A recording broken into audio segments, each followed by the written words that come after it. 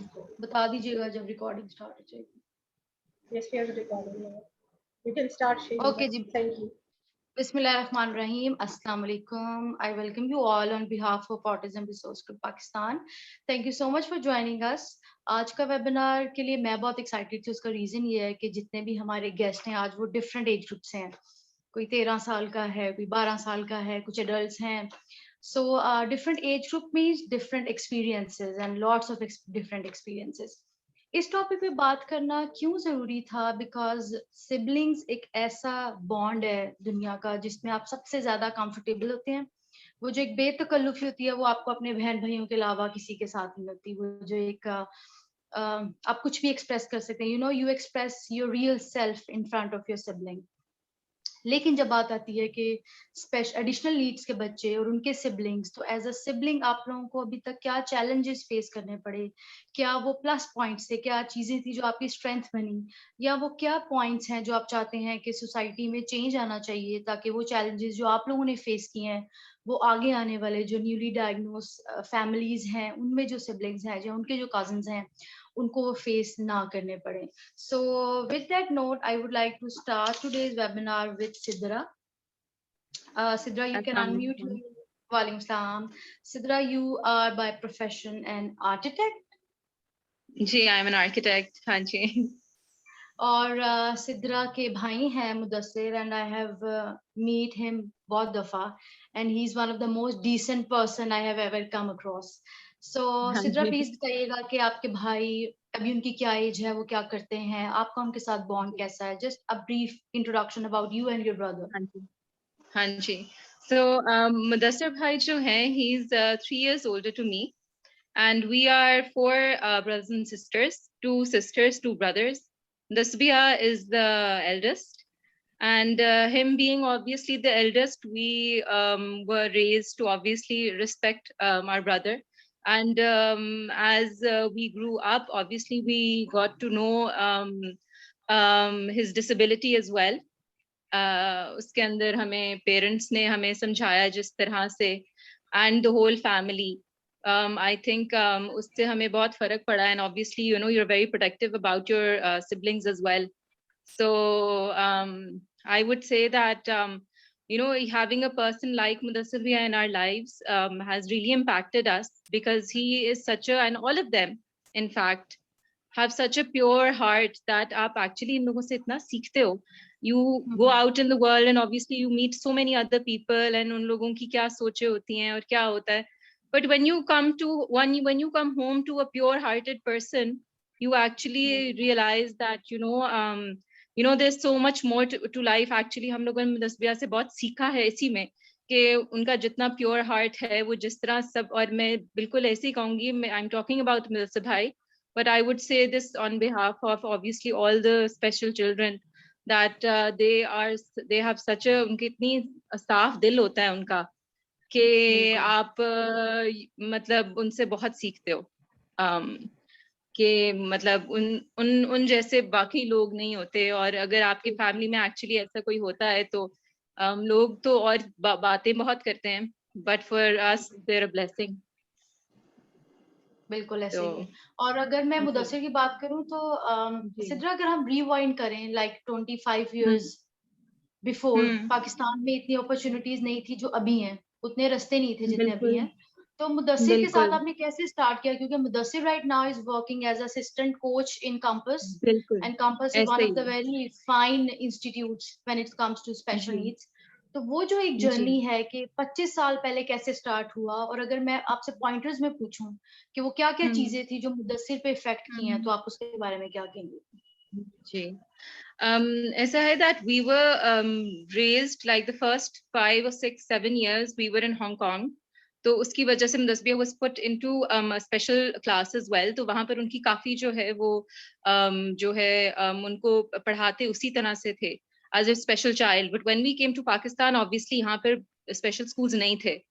तो उनको फिर हमारे साथ एक स्पेशल मतलब जिस नॉर्मल स्कूल में हम जा रहे थे, मुदस्सिर वाज पुट मतलब उनको हमारे साथ उन्होंने ऐड किया साथ में. जो मेरी बड़ी बहन है, उनके साथ उनको क्लास में मतलब एक रूल था स्कूल में कि 2 सिबलिंग्स एक क्लास में नहीं हो सकते, तो सेक्शंस डिफरेंट थे but they were in their same class, grade same था। आई वुड से कि तब अवेयरनेस उस तरह से आई थिंक नहीं थी, बट आई फील लाइक अभी भी जो है वो जिस तरह बच्चे जो है वो स्पेशल बच्चों को ट्रीट करते हैं, ऑब्वियसली दे एक्सप्लॉइट देम।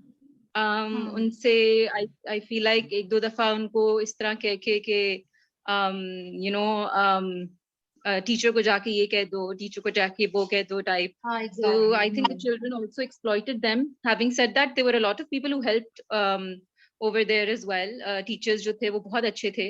लेकिन I feel like generally as a society, I don't know अब क्या situation है, but तब जो है बच्चों के अंदर I think आपके घर में अगर कोई स्पेशल बच्चा नहीं है या नहीं है, I think ये बहुत जरूरी है कि उनको सबको जो है ऐसे बच्चों के बारे में अवेयरनेस दी जाए और उनको कैसे डील करते हैं उस तरह बताएं, दैट अगर आपकी क्लास में ऐसा कोई बच्चा है उसको कैसे डील करें. You should be very compassionate with them, you should not exploit them. आप उनका मजाक ना उड़ाएं. आप आई वुड से कि एट वन पॉइंट जो मुझे अभी भी बहुत गुस्सा चढ़ता है कि लोगों को अवेयरनेस नहीं है उस तरह से. So what people do is के वो किस तरह बात करते हैं कि मतलब वो एक लफ्ज बोलेंगे कि दे विल से कि पागल है. एंड मुझे अफसोस होता है इस बात पे कि जब भी कोई ऐसा वर्ड यूज करता है that they're disabled, they're mentally disabled or they're mentally challenged, ऐसा वर्ड यूज करना आई थिंक किसी के लिए भी ये वर्ड जो है समझने बैन हो जाना चाहिए. आई थिंक ये अवेयरनेस ना ही सिर्फ जो स्पेशल बच्चों जिनके घरों में स्पेशल बच्चे हैं, आई थिंक उसके अलावा भी आई थिंक सारे घरों में ये चीज जरूर बच्चों को सिखाई जानी चाहिए. How to deal with them, how to be very nice to them. And I hope that जो पेरेंट्स हैं, इवन अगर उनके बच्चे नहीं हैं ऐसे, उनको जरूर सिखाएं और बताएं. लेकिन हमारे घर में क्योंकि ऐसे था, हमारे घर में सब बहुत सपोर्टिव थे. The whole extended family was very supported. Our maternal side and paternal side, our pupos, our chachas, everyone, khalas बहुत पैम्पर करते थे मुदस्सिर भाई को. So उस लिहाज से मैं अगर देखा जाऊं घर पे इतना नहीं था बिल्कुल भी. Even at that time they were very supportive and in fact he was even more pampered than us because of this situation. So I would say कि उस लिहाज से उनको कोई जो है कमी नहीं थी. एंड उस वक्त पे तो इतना नहीं था अवेयरनेस. लेकिन आहिस्ता आहिस्ता because my father was very very adamant that he wants to take him somewhere, तो उन्होंने खुद जो है वो जगहों का पता कराया और साइकोलॉजिस्ट का पता किया और ऐसे स्कूल्स पता किए जहाँ पर ऐसी क्लासेस होती हैं. वहां से फिर आके लेके चले. तो he was in school first and then he went to Images और फिर Images से फिर आगे उनका बहुत अच्छा सफर रहा. He was introduced into the Special Olympics and I think that's a great platform for all the special children. Yeah, exactly. Ji, I hope I'm not taking someone else's time. No. And Sidra, जैसे कि आपने कहा कि मुदस्सिर जो है बहुत over pampered थे, तो आपको कभी ये अम्मी अब्बू से शिकायत नहीं रही थी कि उससे ज्यादा वक्त मिलता है मुझे, जरा हमें कम मिलता है? I think ऐसा बिल्कुल नहीं था. I think in fact Mudassir उल्टा he also used to be very protective about us as well. तो उसमें बाकी हमें I think बिल्कुल भी कभी भी ऐसा नहीं लगा. And especially obviously because he had a disability, we knew that he had a disability. तो कभी हमें ये नहीं, अगर if he was normal तो शायद obviously वो एक रहती हमारे साथ, वो एक चीज फील होती. But because we knew that he was challenged, mentally challenged, तो हमें कभी भी ऐसा कुछ नहीं हुआ. In fact we were very protective about him जब हम बाहर भी जाते थे. आई थिंक आप लोगों को फील ऐसा नहीं हुआ क्योंकि आपके पेरेंट्स ने आपको इस तरह से रेज किया कि उन्होंने उसकी जो एडिशनल नीड्स उसको भी एक्सप्लेन किया कि ये नीड है उसकी और हमें इस तरह चलना है. तो that's the plus point. With that I would like to move to the second participant. Thank you so much Sidra for sharing your story. You're welcome. Thank you so much. Most welcome. Misbah मंजूर. मिसबा सिर्फ 13 साल की हैं और class 8th में हैं. Misbah, are you there? Yes, I am here. अस्सलाम वालेकुम मिसबा, कैसी हो आप? ठीक है? वालेकुम अस्सलाम, मैं ठीक हूँ अल्हम्दुलिल्लाह. और मैंने सुना आपको खाना पकाने का बहुत शौक जी मुझे बहुत शौक है खाना पकाने का। है। चलें गुड। मिस्बा अपने सिबलिंग के बारे में प्लीज बताइए कि वो कितने साल के हैं, वो क्या करते हैं, आपके साथ उनका रिलेशनशिप कैसा है?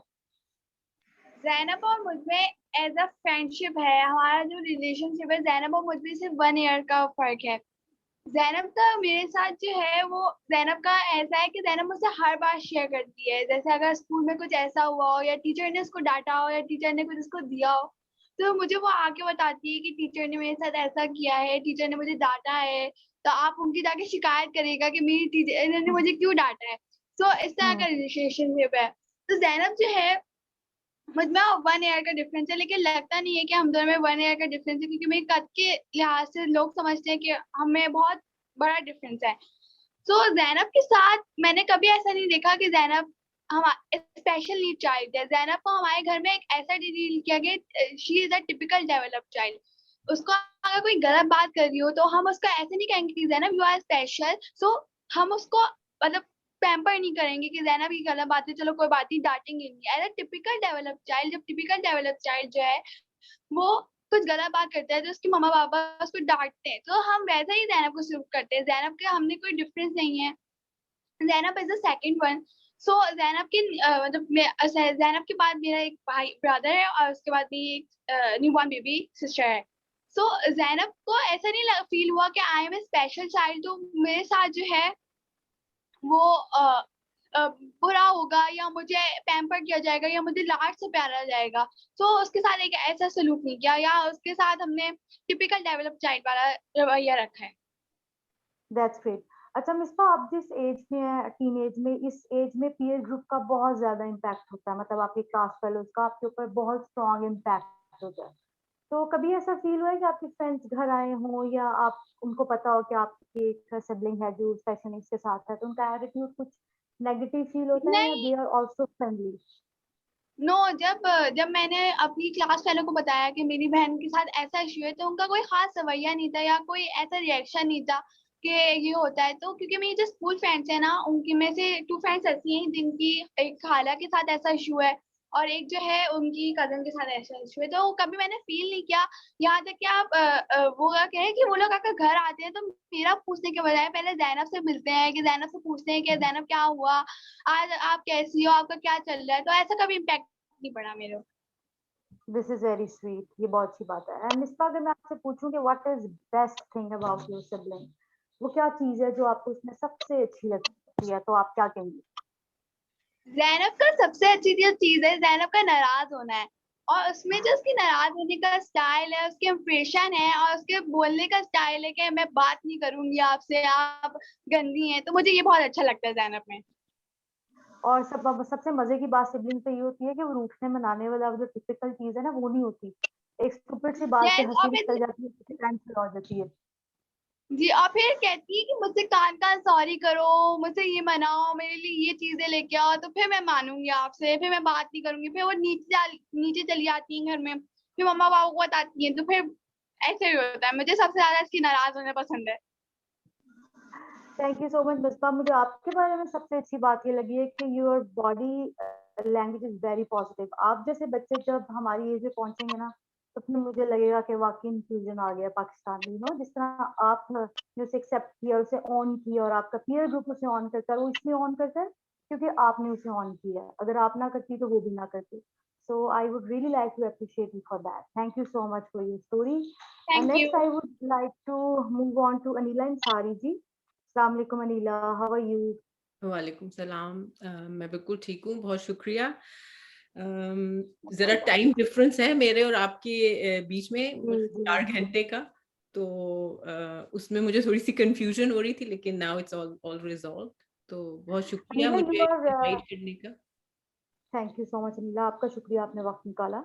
Anila, you are related to journalism, मतलब आपका, मैंने सुना आपका एक रेडियो स्टेशन है एंड काइंड ऑफ, तो वो आप क्या करती हैं उसके बारे में प्लीज बताइए। फिर अपने सिबलिंग के बारे में प्लीज हमें बताएं कि वो क्या करते हैं और उनके साथ आपका रिलेशनशिप कैसा है। जी, बिल्कुल। मैं एक ट्रेन ब्रॉडकास्ट जर्नलिस्ट हूँ और इस्लामाबाद में एक एफएम रेडियो स्टेशन है, पावर 99 एफएम, उसके साथ मैं एफिलिएटेड हूँ। यहाँ रहती मैं स्कॉटलैंड में हूँ और यहाँ पे भी एक कम्युनिटी रेडियो स्टेशन है, आवाज़ 107.2 FM। वहाँ भी मैंने तकरीबन 10 साल प्रोग्राम किया।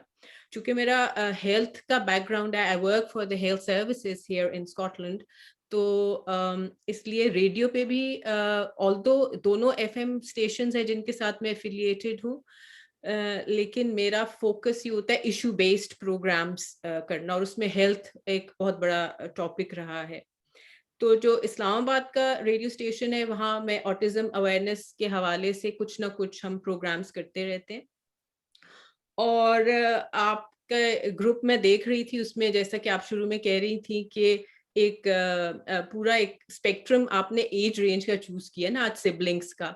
तो आई थिंक जितने भी सिबलिंग्स है उसमें मैं ओल्डेस्ट हूँ, और मैं अपना एक्सपीरियंस शेयर करूंगी क्योंकि मेरा जो ऑटिस्टिक भाई है वो भी काफी अब बुजुर्गी में आ चुके हैं। तो रेडियो के हवाले से मैं अवेयरनेस रेस करना चाहती हूँ, क्योंकि हम जिस वक्त हम लोग पल बढ़ रहे थे पाकिस्तान में, मैं अब मेरे भाई मुझसे छोटा है, हम 2 बहनें हैं और भाई हमारा सबसे छोटा एक ही भाई है, and he is on the spectrum, और वो 73 में पैदा हुआ। तो आप इमेजिन करें, नाउ ही इज 48। अब अभी सिद्रा कह रही थी कि 25 इयर्स पहले इतनी सहूलियात नहीं थी और अवेयरनेस नहीं थी, तो आप इमेजिन करें 48 इयर्स पहले तो कुछ भी नहीं था। हम भी, हमारा भाई बहुत बड़ा हो गया और हम बहुत अपसेट होते थे और हम बहुत फ्रस्ट्रेट होते थे, क्योंकि हमें पता ही नहीं चलता था कि हमारे भाई को प्रॉब्लम क्या है। बस ये हमें पता था कि ही इज डिफरेंट, लेकिन कोई एक नाम नहीं पता चलता था। और वही वाली बात जैसे सिद्रा कह रही थी कि ये पागल है, ये तो साईं अल्लाह लोग है, ये तो साईं है बेचारा, और मतलब इस तरह की बातें। तो जाहिरी बात है ये सब बातें बड़ी हर्टफुल होती हैं। और फिर हम जब मैं यहाँ स्कॉटलैंड आई, मेरी बहन जो है she is a consultant gynaecologist, तो जब हमने खुद उसको डायग्नोज किया, हमें खुद अंडरस्टैंडिंग हुई कि ऑटिज्म क्या होता है। यहाँ यूके आके मेरी एक दोस्त बनी जिनके 2 ऑटिस्टिक बेटे थे, तो जब मैंने उनके घर आना जाना शुरू किया और उनको ऑब्जर्व करना शुरू किया, तब मुझे समझ आई कि my brother is on the spectrum. अब जैसा कि आप सब लोग जानते हैं कि ASD जो है इट्स अ स्पेक्ट्रम, तो बहुत वाइड रेंजिंग है, यानी कि नो टू, जैसे कि हम न्यूरोटिपिकल 2 लोग एक जैसे नहीं होते, इसी तरह न्यूरो डाइवर्स 2 लोग भी एक जैसे नहीं होते। तो it's a wide ranging spectrum, और इसमें ये होता है कि सिबलिंग्स के लिए depending on where on the spectrum your sibling is, it can be relatively easy and it can be extremely challenging as well. अगर वो लो फंक्शनिंग साइड पे हैं, नॉन वर्बल हैं, तो बहुत आपके लिए चैलेंजेस होंगे। तो बहरहाल जब हम पल ग्रो अप कर रहे थे और कोई सपोर्ट नहीं थी, तो बहुत इश्यूज होते थे। जैसा कि किसी ने कहा भी कि एम्बेरसमेंट भी होती थी, भाई को कहीं ले जाएं तो लोगों ने मजाक उड़ाना, और बच्चे बहुत लविंग भी होते हैं, but kids can be very judgmental and ruthless as well. वो नहीं सोचते कि हम क्या कह रहे हैं, तो वो आके आपसे, आपके पीयर्स जो हैं, आपके क्लास फेलोज, वो पूछते थे। और आई एम श्योर कि अब भी ऐसा होता होगा, क्योंकि स्टिल बहुत लैक ऑफ अवेयरनेस है पाकिस्तानी माशरे में। अनिला, आपका क्या रिएक्शन होता था जब नेगेटिविटी आती थी किसी की तरफ से भी, तो आप लोगों का क्या रिएक्शन होता था? जैसे कह दिया तुम्हारा भाई तो वियर्ड है, तुम्हारा भाई तो फ्रीक है, you know, things like that. तो हम अक्सर रोते हुए आ जाते थे घर, रोना आता था, और ये तो बहुत ही दुख होता था कि हमारा एक ही भाई है, वो क्यों है ऐसा। और हमारी लाइफ जो थी फैमिली की, उस पर बहुत इम्पैक्ट होता था। हम फंक्शंस में अवॉइड करते थे एज अ फैमिली जाना, अगर कहीं बहुत जरूरी होता था तो कभी अम्मी हमें लेके चली गई, कभी अब्बू हमें लेके चले गए। और जब हम पूरी फैमिली जाते थे, तो जैसे शादियां हैं फैमिली में या कोई पार्टी है, तो जरूर कोई ना कोई इस तरह की बात हो जाती थी। मैं आपको एक एग्जांपल बताऊंगी। एक दफा हम लोग उस वक्त टीनेजर थे, एक शादी थी फैमिली में, हम वहां गए, हम सब एंजॉय कर रहे थे। तो एकदम से बाहर शोर सा हुआ, और हमारी जब अटेंशन उस तरफ गई तो हमने देखा कि हमारा भाई बेचारा आगे आगे भाग रहा, और सारे कजन्स पीछे उसके पीछे भाग रहे हैं, उसको तंग कर रहे हैं, और पत्थर वत्थर भी उन्होंने उठाए हुए थे। एंड सो इस तरह की चीजें देख के बहुत अफसोस होता था, बहुत डिप्रेशन भी होता था। और चूंकि कोई सपोर्ट नहीं थी, बिल्कुल भी डायग्नोसिस ही नहीं हुआ, ना स्पेशल नीड स्कूल थे, ऑटिस्टिक हमें डॉक्टर्स भी कह देते थे ओ ही इज मेंटली रिटार्डेड। तो तब भी हालांकि हम यंग थे, लेकिन हमें ये लफ्ज बहुत बुरा लगता था, हिट करता था जाके कि ये क्यों इस किस्म की वोकैबुलरी हमारे भाई के लिए यूज हो रही है। तो लेकिन फिर आहिस्ता आहिस्ता जब हमें समझ आई, तो मुझे ये फील होता है कि जो स्पेशल नीड्स इंडिविजुअल्स के सिबलिंग्स हैं वो मोर एम्पैथेटिक हो जाते हैं, मोर टॉलरेंट, मोर केयरिंग, और वो सिर्फ वो बहुत रिस्पॉन्सिव हो जाते हैं to the needs of others, सिर्फ अपने बहन भाइयों के लिए नहीं, बल्कि वो माशरे में एक पॉजिटिव उनका रोल मैं समझती हूँ कि जी। बिल्कुल। और अनीला, अगर जैसे हम थेरेप्यूटिक टर्म में एक टेक्निक यूज करते हैं, मॉडलिंग, तो हम उसे बहुत यूज करते हैं, one of very effective techniques की हम मॉडलिंग करते हैं तो बच्चा सीख जाता है। I think sibling is the best example, क्योंकि आप एक घर में 24 घंटे रहते हैं, तो आपको लगता है कि आपको देख के या आपकी मॉडलिंग को देखते हुए आपके भाई ने बहुत कुछ सीखा हो, या उसके लिए इजी हो गया हो ये प्रोसेस? जी बिल्कुल, ऐसा तो हुआ है, लेकिन जैसा कि आप जानती हैं कि अगेन जो ASD है, एक स्पेक्ट्रम है, और depending on where you are on the spectrum, मेरा जो भाई है ही इज वर्बल, बातचीत कर लेता है, और इसलिए और भी ज्यादा अफसोस होता है कि अगर वो UK में होता तो वो आज एक इंडिपेंडेंट लाइफ गुजार रहा होता, क्योंकि उसको वो सब सपोर्ट मिल जाती यहाँ पे, जो कि उसको एक फुली फंक्शनल एडल्ट बनने के लिए चाहिए। लेकिन चूंकि स्कूल्स नहीं थे, वही मेन स्ट्रीम स्कूल्स में वो जाता था, वहाँ 3 महीने 4 महीने रहता था, फिर डिस्ट्रप्शन ऑब्वियसली बाकी बच्चों को होती थी, कंप्लेंट्स आती थी, तो स्कूल से उसको निकाल दिया जाता था। और मुझे याद है कि मेरे फादर की पेशावर पोस्टिंग थी, और हमने उसको PF, वो एयरफोर्स में थे मेरे फादर, तो एयरफोर्स के स्कूल में डाला हुआ था। और एक दिन वो, आई थिंक वो जैसे क्लास 8th में होगा, 7th 8th में, वो घर आया और वो रो रहा था। आपको पता है कि sometimes not everybody, लेकिन some autistic people cannot express their emotions, तो हमने उसको कभी इस तरह रोते या इस तरह नहीं देखा, लेकिन फर्स्ट टाइम हमने देखा तो it must have really hurt him, और वो आया और वो रो रहा था कि मुझे क्यों, मैं नहीं स्कूल जाऊंगा, मुझे पागल कहते हैं, मुझे क्यों पागल कहते हैं। सो दीज ऐसी चीजें आपके ऊपर इम्पैक्ट करती हैं। लेकिन उसने सीखा, जैसे कि मसलन उसको कपड़ों को कोऑर्डिनेशन करने का उसे बहुत शौक है, उसने अपनी अम्मी से और हम बहनों से सीखा है। हम हर वक्त तैयार व्यार रहते, तो वो हर चीज जो है ना, अपने स्कार्फ से लेकर अपने, हम उसको समझाते, जाहिर है वो तीन खवातीन के दरमियान पला बड़ा है, तो जो हम उसको कहते हैं कि आदमी शायद इतना गौर फिक्र नहीं करते अपनी ड्रेसिंग को, लेकिन जाहिर है ये उसने हमसे सीखा है। फिर गानों और मूवीज का हमें काफी शौक था, तो वो ये शौक उसने अपना लिया। और पढ़ने का मेरे फादर को बहुत शौक था, तो वो भी कोशिश, उर्दू वो अच्छी खासी पढ़ लेता है, तो उसको बुक्स वगैरह पढ़ने का शौक है। तो ये डेफिनेटली सिबलिंग्स का इम्पैक्ट तो जो न्यूरो डाइवर्स सिबलिंग्स है उनके ऊपर पड़ता है, और हम भी उनसे बहुत कुछ सीखते हैं। जैसा कि अभी सिद्रा भी कह रही थी और आप भी कह रही थी कि जो स्पेक्ट्रम पे लोग होते हैं या special needs, they are very loving, very genuine, और they don't have a nasty bone in their body. तो आप ये उनसे सीखते हैं कि अनकंडीशनल लव क्या होता है, तो आप भी उनसे बहुत कुछ सीखते हैं, वो भी आपसे सीखते हैं। अच्छा नीला, अभी since he is in late adulthood, तो अभी उनके क्या चैलेंजेस हैं? क्या चैलेंजेस कम हो गए हैं, या अभी भी आपको चैलेंजेस फेस करने पड़ते हैं एज अ सिबलिंग या एज अ इंडिविजुअल? जी अभी भी चैलेंजेस, अब और तरह के चैलेंजेस हो गए शाहिरा। पहले तो ये होता था ना कि भाई अब इसके फ्रेंड्स नहीं बन रहे, और वो परेशान होता था कि मेरे फ्रेंड्स क्यों नहीं हैं, और जैसे होता है एक बच्चों की जो इश्यूज होते हैं, या बाहर खेलने कैसे अब इसको ले जाएं, बच्चों से लड़ाई झगड़े हो रहे। अब ये इशू है कि my father passed away 3 years ago। मेरी मदर एल्डरली हैं, मैं स्कॉटलैंड में रहती हूँ। मेरी जो दूसरी बहन है, she is a consultant gynaecologist, जैसे कि मैंने बताया। उसकी जिंदगी, उसके बच्चे हैं, ससुराल, हस्बैंड, उसकी लाइफ बहुत बिजी है। हालांकि हम दोनों बहुत कोशिश करते हैं, लेकिन अब हमें हर वक्त ये फिक्र रहती है कि अगर खुदा ना खास्ता हमारी वालिदा को कुछ हो गया तो हमारे भाई का क्या होगा। मतलब स्कॉटलैंड से मैं फौरन तो नहीं पहुंच सकती हूँ ना पाकिस्तान, और खास तौर पर इस पेंडेमिक ने बहुत सारी चीजों पे हमें सोचने पे मजबूर कर दिया है।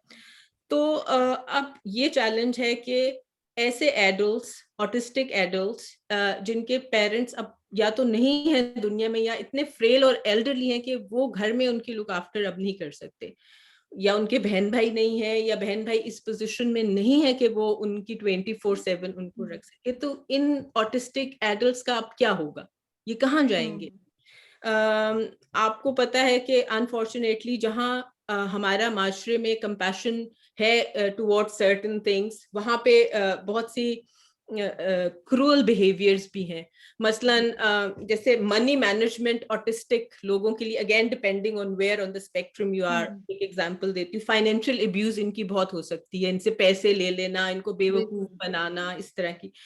तो अब ये सब चैलेंजेस, चूंकि जब आपकी अपनी फैमिली में इस तरह की कोई इंडिविजुअल होता है, तो आप ऐसे लोगों के साथ उठना बैठना भी शुरू कर देते हैं जो इन चैलेंजेस का जिनको सामना होता है। तो मैं जब भी पाकिस्तान आती, मैं ऐसे लोगों से मैंने मिलना शुरू किया जिनके घर में के ऑटिस्टिक फैमिली मेंबर हैं। कई मैं फैमिली से मिली तो मैं अपनी परेशानी तो भूल गई, और उनकी परेशानी से मैं रोती रही कई कई दिन। मैं एक फैमिली से मिली जिनके के 2 बच्चे हैं, दोनों ऑटिस्टिक हैं, एक नॉन वर्बल है, एक वर्बल है, लेकिन obviously that child needs a lot of support. एक बच्चा टीनेजर है, एक इज इन अर्ली 20s। तो वो रो रहे थे लिटरली, हस्बैंड वाइफ, वो मुझे कहे थे कि एटलीस्ट आपके भाई की 2 बहनें हैं जो काफी एम्पावर्ड है, इंडिपेंडेंट है, तो उसका कुछ ना कुछ तो हो जाएगा। हमारे बच्चों का क्या होगा? हमारे 2 ही बच्चे हैं, दोनों ऑटिस्टिक हैं, एंड दे कांट इवन हम मर जाएंगे तो they can't even look after each other.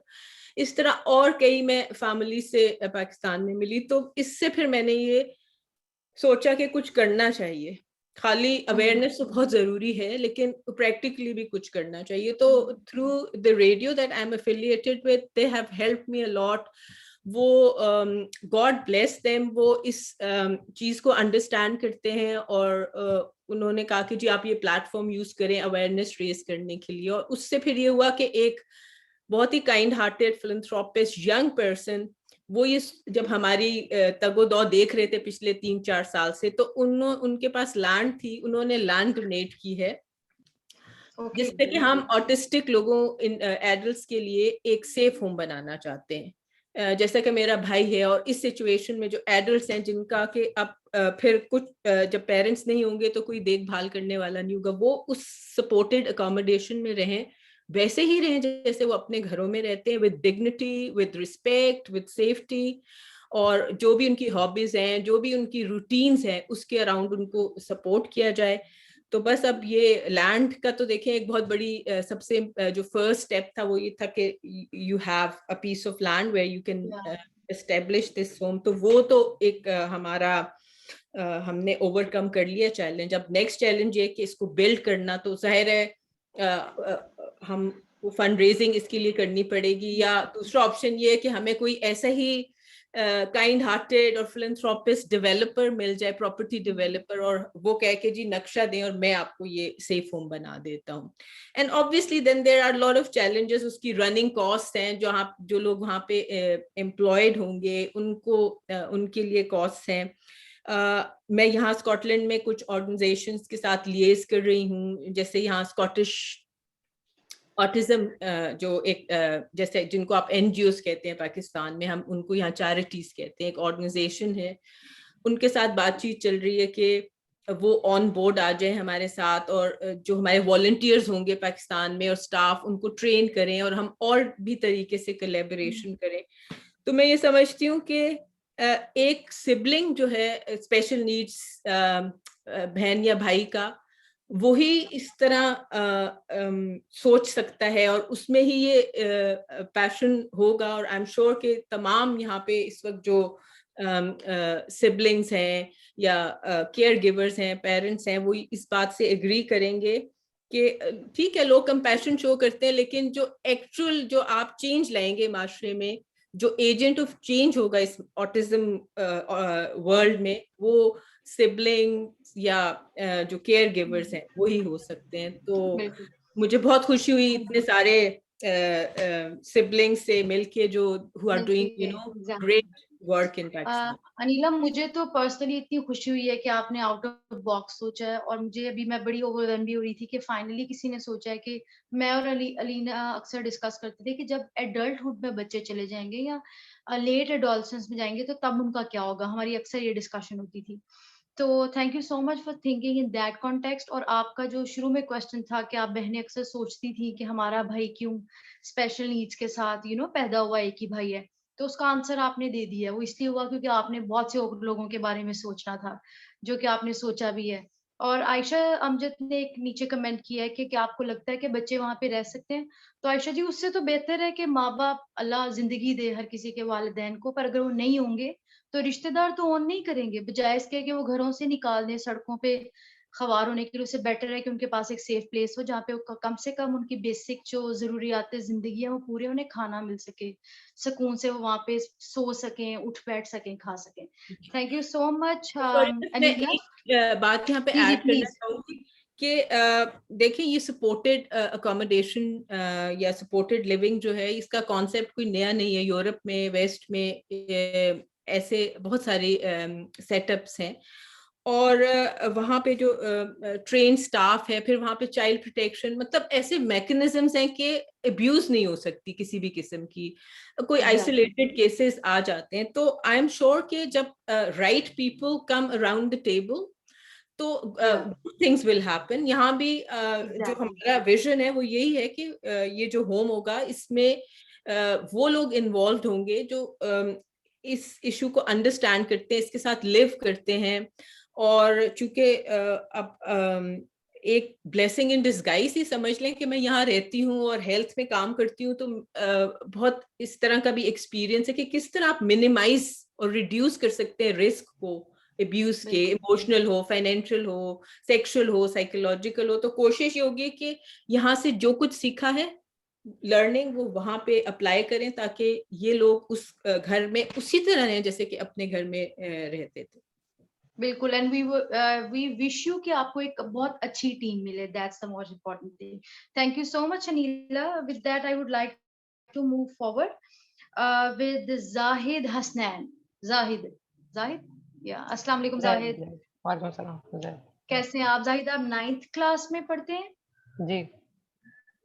और आपके सिबलिंग जो अब्दुल्ला हैं उनके बारे में प्लीज बताइए, वो कितने साल के हैं और आपके साथ उनका रिलेशनशिप कैसा है? अब्दुल्ला 4 साल छोटा, और क्या बोलते हैं, फैमिली में हम 2 ही भाई हैं, क्या बोलूँ। तो मुझे सिखाया जाता है ख्याल रखो उसका वगैरह वगैरह, कि जब भी बाहर जाते तो मैं इसका ख्याल रख रहा होता हूँ, क्योंकि माँ बाप ऑफ कोर्स पूरे वक्त तो उसको नहीं देख सकते, क्योंकि उनकी भी लाइफ वगैरह है, तो मुझे उनको देखना पड़ता है। तो वो कब, तंग तो बहुत करता है, लेकिन देखना पड़ता है फिर। तो कभी ऐसा फील हुआ है कि ऐसा तो नहीं फील हुआ कि ये रिस्पॉन्सिबिलिटी क्यों मुझ पे पड़ गई है, इस टाइप की कोई होता है क्यों फीलिंग? नहीं होता, वो तो होता तो है, फिर लेकिन आप उसको कैसे कैसे उसको आप केटर करते हैं? क्योंकि ये तो आपको समझ आ गई है कि आपके भाई को थोड़ी सी ज्यादा असिस्टेंस की जरूरत है, और आप उस एज में हैं कि इस एज में गुस्सा बहुत आता है, क्योंकि वो एक आप उस टीन एज में नए नए दाखिल होते हैं, सो आई कैन अंडरस्टैंड। तो उन सब इमोशंस को आप कैसे कंट्रोल करते हैं? Because that is very natural कि आप गिव अप कर जाते हो, आपको गुस्सा आ जाता है कि ये तो मेरी रिस्पॉन्सिबिलिटी नहीं है, फिर आप कैसे ओवरकम करते हैं? अब अब्दुल्ला की वजह से इमोशनल कंट्रोल मेरा अच्छा खासा मतलब है डेवलप्ड, क्योंकि वो गुस्सा बहुत दिलाता है, लेकिन माँ बाप ने सिखाया कि मारो नहीं उसको ज़्यादा। कभी कभार खैर हाथ उड़ जाता है, लेकिन मैं मारता नहीं उसको, कम ही मारता हूँ। तो इमोशनल कंट्रोल की वजह से मेरा अच्छा खासा है। गुस्सा कभी कभार आ जाता है तो चिल्ला देता हूँ, लेकिन वो चिल्लाने के बगैर भी वो मान जाते हैं सारी बातें ज़्यादा। तो इसका मतलब है वो बहुत अच्छा भाई है। हाँ, वो उसकी वजह से मतलब गुस्सा कम आता है, और आता भी है तो कंट्रोल कर लेता हूँ हमेशा। So that's a good thing कि आपको अपने इमोशंस कंट्रोल करने आ रहे हैं। अब्दुल्ला के बारे में सबसे बेस्ट चीज क्या है ज़ैद, अगर आप बताएं तो? प्योर हार्टेड हो, वो जो भी करता है मतलब दूसरों के लिए करता है, खुद के लिए ज्यादा मतलब करता है, लेकिन मतलब ज्यादातर दूसरों के लिए करता है, तो बहुत प्योर हार्टेड है। और गुस्सा कंट्रोल करने के अलावा आपने उससे क्या सीखा है? कोई और इम्पैक्ट जो आपकी जिंदगी पे उसकी वजह से पड़ा हो? इम्पैक्ट तो इतना नहीं पड़ा उसकी वजह से, क्योंकि जो लोग फैमिली में और जो फ्रेंड्स मेरे वो बहुत एक्सेप्टिंग है इस बात के कि वो डिफरेंट है थोड़ा, तो मतलब उसका अच्छा खासा मतलब एक्सेप्ट कर लेते हैं बहुत आसानी से वो लोग, तो मुझे तो इतना इम्पैक्ट नहीं पड़ा। और जब जो लोग चीज़ें बोलते हैं जो लोग नहीं एक्सेप्ट करते, उनको मुझे सिखाया गया कि इग्नोर करो, क्योंकि हर बात आप चेंज नहीं कर सकते, सब लोगों का माइंड आप चेंज नहीं कर सकते, तो फ़ायदा नहीं है सब लोगों से लड़ना, इग्नोर करो आप। तो मैं इग्नोर बिल्कुल करता हूँ इन बातों को जो लोग बोलते हैं अब्दुल्ला को वगैरह वगैरह। बिल्कुल, इग्नोरेंस जो है वो सबसे बेस्ट पॉलिसी होती है। सिंस आप उस एज में हैं कि गुस्सा आता है और इमोशंस कंट्रोल नहीं होते, हम सब इस एज से गुजरे हैं। सो मैं आपको यही सजेशन दूंगी कि आप बाहर जाएं अपने भाई के साथ, कभी गुस्सा आ जाए तो ऐसे लोगों की बातों पे रिएक्ट उस तरह नहीं करते, बिल्कुल भी, बड़े काम रहते हैं एंड जस्ट मूव ऑन। क्योंकि वो, उन लोगों को भी मैं कसूरवार नहीं कहूंगी, they don't understand because they don't have anybody in their family with additional needs. तो उनको पता ही नहीं होता कि क्या सिचुएशन होती है।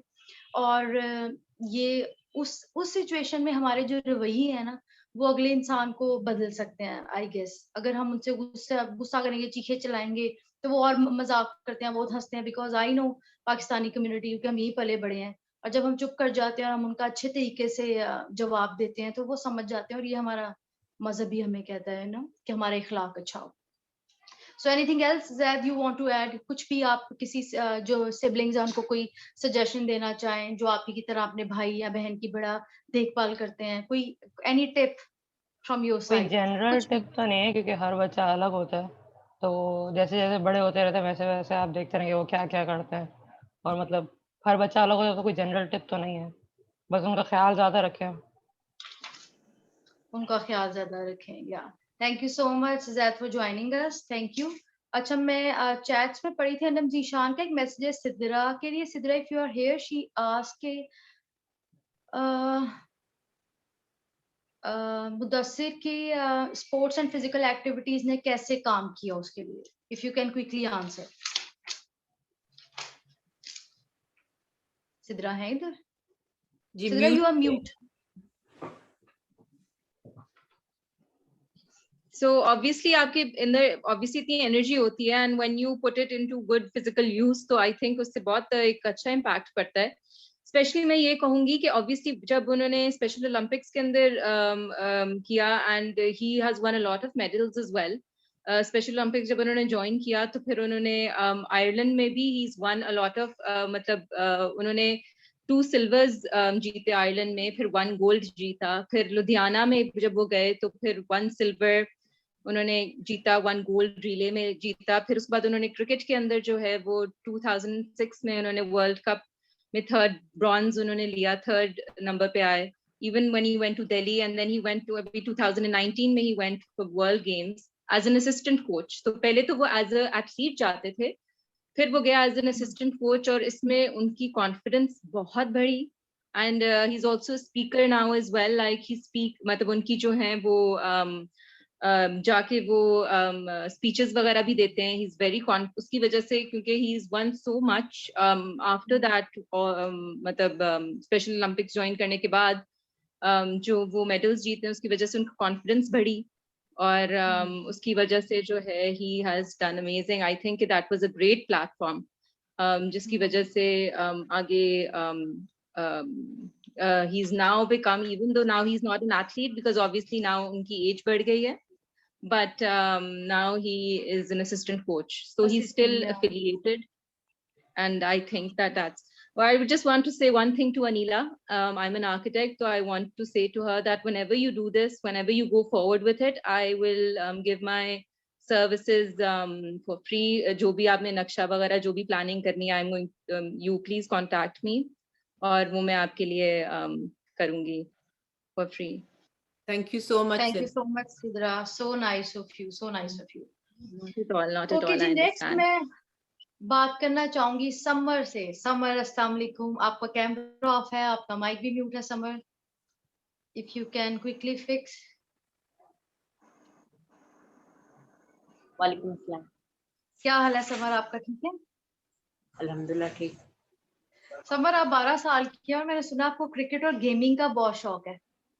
जी तो मरियम जो आपकी बहन है वो आपके साथ क्रिकेट वगैरह खेलती है? आप खिलाते हो उन्हें? गेमिंग वगैरह में भी इन्वॉल्व करते हैं? जी खेलती है मरियम क्रिकेट। वो तो गेम भी और गेमिंग, हाँ मुझे याद है उसने अपनी लैंग्वेज में सब गेम्स के नाम भी रखे हुए हैं। जी तो समर मुझे बताएं प्लीज आपकी, क्योंकि मुझे तो पता है लेकिन बाकी सबको नहीं पता कि आपकी बहन कितने साल की है, उनका क्या नाम है, आपका रिलेशनशिप उनके साथ कैसा है, इस बारे में प्लीज बताएं। जी। मेरी बहन का नाम मरियम बुखारी है। वो 11 साल की है और रिलेशन तो अच्छा है उनका हमारे एक साथ। जैसे वो और होते हैं मरियम, बेस्ट फ्रेंड जैसे। मरियम फ्रेंड भी है, अच्छी बातें भी अपनी सारी बताती हैं। जो होते हैं ना कि ये हुआ, जो पहले स्कूल जाती थी स्कूल से आके बताती थी कि मैंने वहां पर ये पढ़ा, ये किया, ABCD याद की, वो सब कुछ, तो सब कुछ ऐसे बताती है मरियम। तो समर क्योंकि मरियम थोड़ा सा डिफरेंट बिहेव करती हैं ऑब्वियसली, क्योंकि उनका एक्सप्रेशन हमसे मुख्तलिफ है, जैसे स्पीच वगैरह क्लियर नहीं है, तो कभी आपको उस पर गुस्सा तो नहीं आया कि कभी वो बार बार पूछती होंगी एक बात, क्योंकि समझने में थोड़ा मसला होता है, तो कभी गुस्सा वगैरह तो नहीं आया उस पे? बहुत कम आते हैं। अगर आए तो फिर क्या करते हैं? कुछ भी नहीं, डांट देता हूँ। कुछ आप बड़े हो उससे या आप छोटे हैं? मैं बड़ा हूँ, 1 साल बड़ा हूँ। इसीलिए डांट देते हैं। अगर आप छोटे होते तो भी आपको मुझसे डांट पड़ जानी थी कि आप क्यों से डांटते हैं। जी अच्छा समर, आपसे अगर मैं पूछूं कि आप, हर इंसान ने अपने बारे में सोचा होता है, अगर मैं आपसे पूछूं, आप शायद कह सकते हैं कि आप पायलट बनना चाहते हैं, कुछ भी, तो क्योंकि मैंने आप दोनों को देखा, आप दोनों बड़े क्लोज सिबलिंग हैं माशाल्लाह। आप मरियम को हर चीज में फैसिलिटेट करते हैं। तो आपने मरियम के बारे में कभी कुछ सोचा है कि मैं चाहता हूँ जब मरियम बड़ी हो तो मरियम इस मुकाम पर हो? कुछ भी सोचा हो? हम्म, नहीं ऐसा कुछ नहीं। कुछ भी नहीं सोचा? ये सोचा कि मरियम इंडिपेंडेंट हो, अपने काम खुद करे और कॉन्फिडेंट हो जाए? हालांकि वो हो कॉन्फिडेंट गई है पहले से। जी हो गई है। और मरियम का उसके बारे में बताएं, जो मरियम अब टाई एंड डाइज करती है, उसके बारे में लोगों को बताएं। मरियम टाई डाई भी करती है, अलग अलग हुडीज पे, शर्ट्स पे, स्कार्फ पे। मरियम मरियम और मामा करते हैं एक साथ, टाई डाई बनाते हैं। बेश उनके सेलिंग भी होती है थोड़ी सी, तो ऐसे हो जाता है। That's so sweet. Basically summer कहना चाह रहे हैं कि मरियम का एक ब्रांड है, एक्चुअली अभी तो छोटा है, बट मुझे बहुत उम्मीद है कि मरियम एक दिन इतना बड़ा ब्रांड बन जाएगी कि हमें उससे मिलने के लिए फौजिया से टाइम लेना पड़ेगा। तो बेसिकली माय एंड मरियम के नाम से मरियम का एक छोटा सा ब्रांड है अभी, जिसपे वो हुडी, स्कार्फ, टी शर्ट्स को टाई एंड डाई करते हैं, और उनका फेसबुक पेज भी है, तो आप उसको देख सकते हैं। वहाँ पे मरियम जो है काफी मेहनत करी है, कोऑर्डिनेशन उसका बहुत इम्प्रूव हुआ है, क्योंकि लाइफ स्किल्स या किसी भी आप हुनर पे काम करें तो आपकी कोऑर्डिनेशन और सब कुछ जो है इन्वॉल्व होता है। समर, आई नो आप छोटे हैं, आप वैसे एक्सप्रेस नहीं कर पा रहे, लेकिन मैं आपको जरूर अप्रिशिएट करूंगी because I have seen you, बाकी अब सिबलिंग्स को भी, और मैं बहुत अप्रिशिएट करूंगी कि आपने अपने सिबलिंग को एज इट इज उसको ऑन करते हैं और उसको एक्सेप्ट करते हैं, और आप कोई एम्बेरस फील नहीं करते जब आप उसके साथ बाहर पब्लिक गैदरिंग्स में होते हैं, और आप उसके साथ वैसे ही इंजॉय करते हैं जिस तरह आप अपने बाकी भाइयों के साथ करते होंगे। सो उसके लिए मैं आपको बहुत शाबाश दूंगी। Thank you so much Samar. Next we have with us is Sadia. Sadia Atif. Sadia एक क्लिनिकल साइकोलॉजिस्ट हैं, और सादिया स्टेप अहेड की डायरेक्टर भी हैं। और सादिया, जहाँ तक मैंने सुना है कि आपने ये जो सेंटर है वो अपने सिबलिंग की वजह से ही आप इस फील्ड में आई थी, if I am not wrong. तो प्लीज उसके बारे में बताइए कि ये क्या जर्नी थी, वो क्या थॉट थी जो जेन में आई कि आपने कहा कि मैंने तो इसी फील्ड में जाना है। सबसे पहले तो अस्सलाम वालेकुम जी सबको, मेरी तरफ से बहुत बहुत रमज़ान मुबारक। अल्लाह ताला इस मुबारक महीने के सदके हम सब बच्चों के लिए बहुत आसानी, हमारे बच्चों के लिए बहुत आसानी करे, चाहे वो हमारे अपने बच्चे हैं, बहन भाई हैं, या जो भी हैं, हमारे रिलेटिव भी हैं। तो जैसे कि मैंने बताया कि ये मेरे ये जो टॉपिक है वो मेरे दिल के बहुत क्लोज है, तो मैं बड़ी जल्दी इमोशनल भी हो जाती हूँ, तो उसके लिए मुझे प्लीज एक्सक्यूज कीजिएगा। No problem. हम जी 4 बहन भाई हैं। मेरा जो नंबर है वो सेकंड नंबर है। तो जो मेरा भाई है वो मुझसे अभी जो एज है उनकी दैट इज 24 और मुझसे 11 साल छोटे हैं मेरे भाई। जब भाई आए तो एक तो मुझसे बड़े भाई थे because he was 14 and I was 11 at that time. तो हमें तो बिल्कुल ऐसे लगा था जैसे कोई छोटा सा खिलौना मिल गया हमें खेलने के लिए।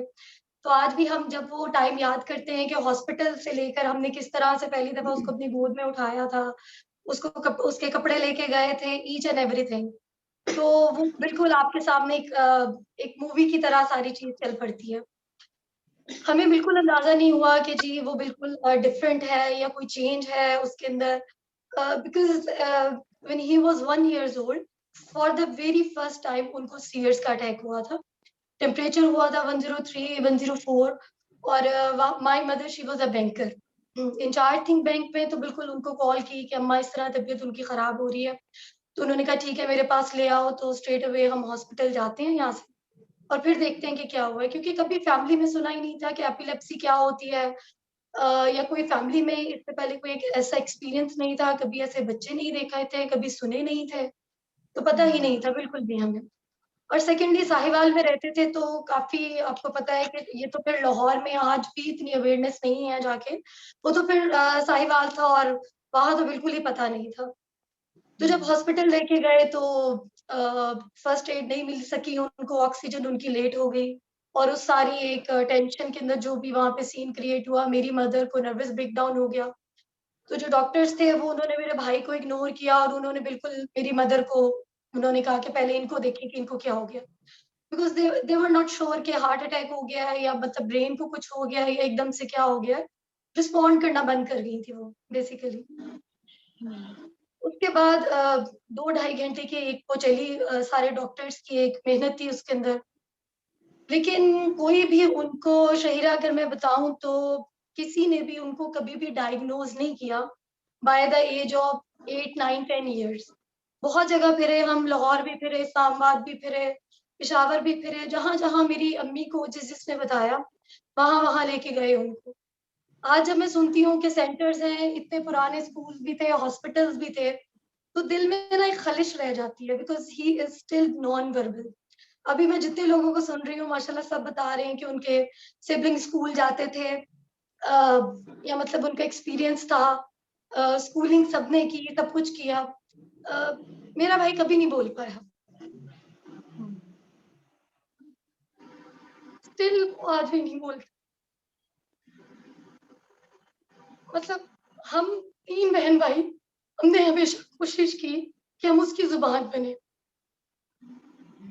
हमने कभी मतलब ये फील नहीं होने दिया कि वो किसी से कम है।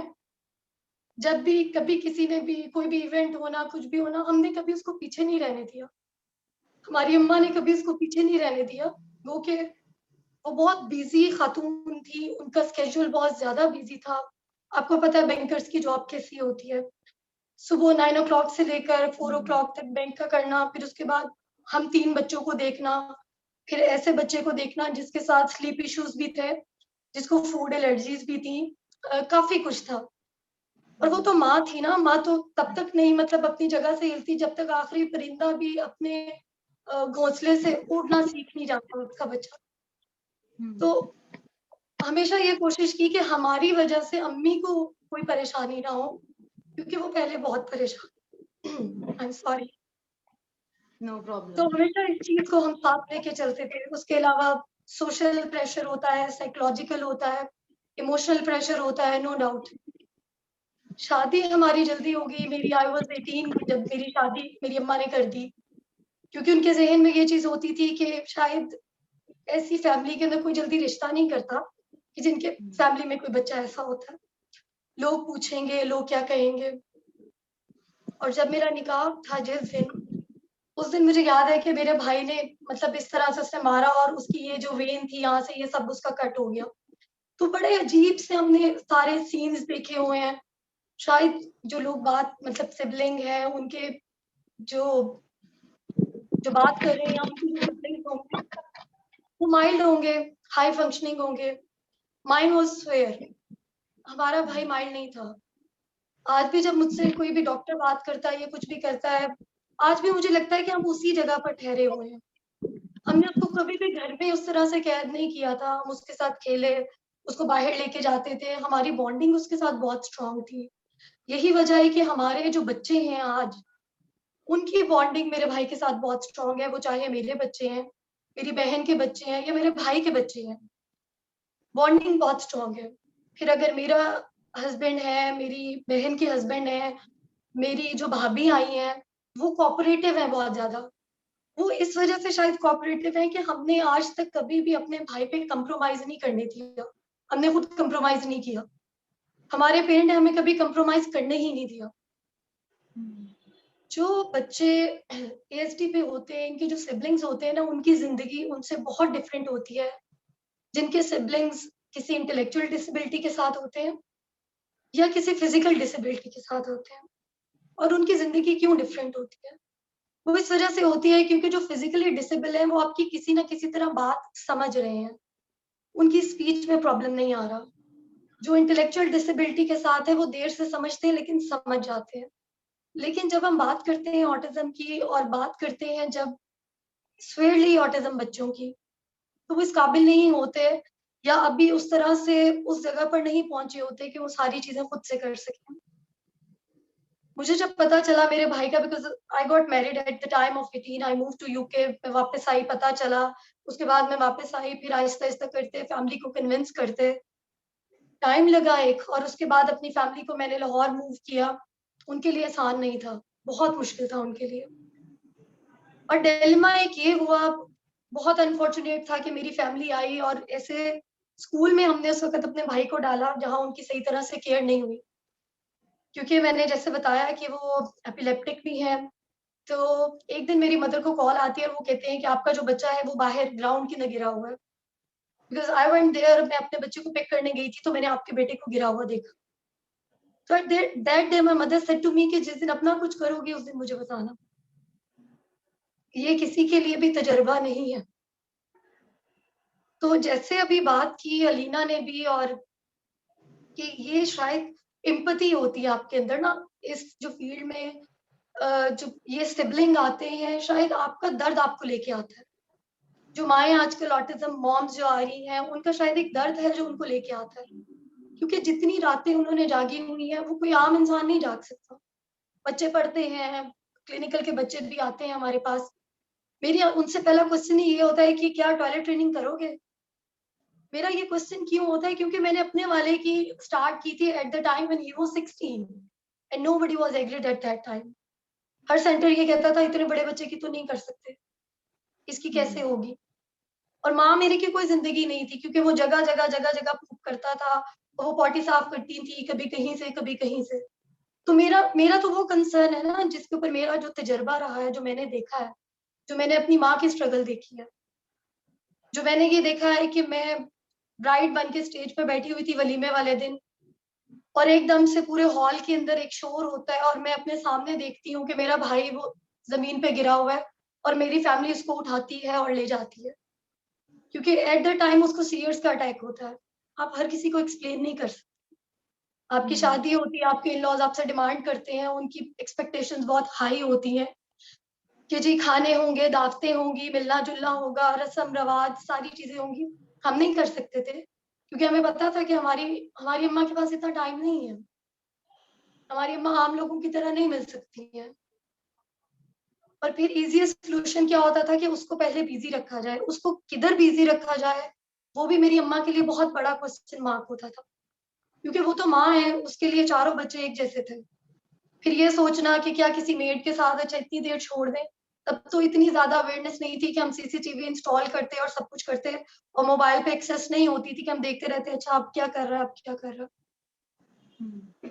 तो लाइफ मुझे लगता है कि हमेशा एक रोलर कोस्टर की तरह रहती है सिबलिंग्स की। बहुत सोचा इस बारे में कि वाकई जब माँ बाप नहीं होते, जब इवन कि मैं भी नहीं होंगी, क्योंकि आपको नहीं पता कि कौन पहले जाता है, जब आप भी नहीं होते तो फिर क्या होता है। तो मेरी बेटी है 10 इयर्स की, मैं उसको भी से अपने सेंटर लेके जाती हूँ, मेरे अपने बच्चे हैं जिनके साथ मैंने उसको कभी ये नहीं कहा कि आप इंगेज हो। मैं उसकी शक्ल के ऊपर एक खुशी देखती हूँ कि जब वो जाती है उसने कभी ये नहीं देखा कि ये बच्चा इसका पैम्पर साफ भी होगा या नहीं। मैंने कभी उसके अंदर ये चीज नहीं देखी कि वो ये देखे कि बच्चा स्पिटिंग कर रहा है। मैं इसको अर्ली इंटरवेंशन के बच्चे भी क्यों होते हैं कि बच्चा जिसके मुंह से थूक निकल रहा है, मैं उसको उठाऊंगी तो ये मेरे ऊपर ना आ जाए। तो मुझे लगता है कि ये चीजें अल्लाह ताला की तरफ से आपके दिल में होती हैं, ये वो ज़ात आपके दिल में डालती है, इसके अंदर आपका कोई कमाल नहीं होता। तो जब मैंने ये सोचा कि जब हम नहीं होंगे तो क्या होगा, तो ऐसे बच्चों के लिए मैंने ज़रूर सोची ऐसी जगह। आजकल उसके ऊपर काम भी लाहौर में मैं कर रही हूँ। लेकिन मैंने ये देखा कि आप किसी आदमी पे ट्रस्ट नहीं कर सकते। उसके लिए मैंने अप्रोच किया ट्रांसजेंडर्स को, ऐसी एक टीम को जिनको आप अपने साथ रख सको, जिनको आप ट्रेंड कर सको, जिनके साथ आपको लेकर बच्चों को किसी किस्म के सेक्सुअल अब्यूज का कोई खतरा ना हो, जिसके साथ आपको ये ना हो कि अच्छा इनके सर पे हम बच्चे तो छोड़े लेकिन कल को क्या होगा, बिकॉज आप हमेशा नहीं रहते। वही बात है। और दूसरे बच्चे जो वर्बल हैं वो एटलीस्ट बता सकते हैं। मेरा भाई तो वर्बल नहीं है, वो तो नॉन वर्बल है। आज जब मैं ये देखती हूँ कि अच्छा अर्ली इंटरवेंशन आ गई, तो मेरे दिल में एक हसरत रहती है कि शायद मैं लेट हो गई हूँ, या शायद हमारी किस्मत में नहीं था कि हम उस वक्त ये सब कुछ कर सकते हैं।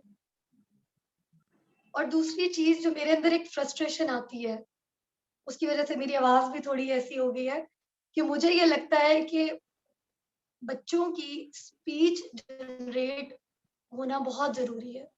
और मैंने उसके ऊपर बहुत मेहनत की है, मैं उसके ऊपर बहुत मेहनत करती हूँ। क्यों करती हूँ कि शायद मेरी जो अम्मी है उनका भी, अभी सुन रही है वो भी मुझे, तो उनका भी एक ख्वाब है। वो हमेशा ये कहती है कि ये कभी तो बोलेगा। और एक जो उनका सबसे बड़ा ख्वाब है वो ये है कि उसकी शादी होगी।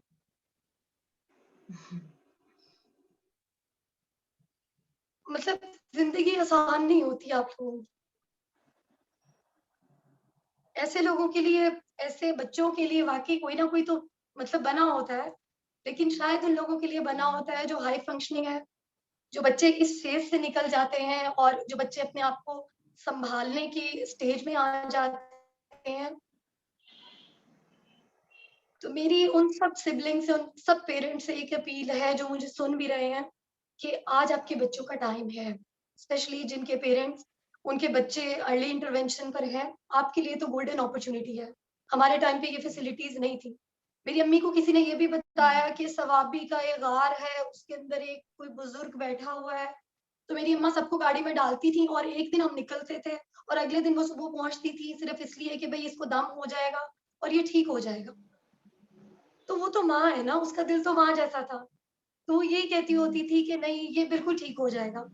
आज भी उनकी जितने वज़ाइफ हैं, उनकी जितनी दुआएँ हैं, जितना कुछ है, वो डेली यही बात, आज सुबह भी, कल भी बात हो रही थी, तो मुझे कहती है मुझे वो किसी ने बताया है, वो इस तरह से है, तो तुम तो पढ़ती रहती होगी ना।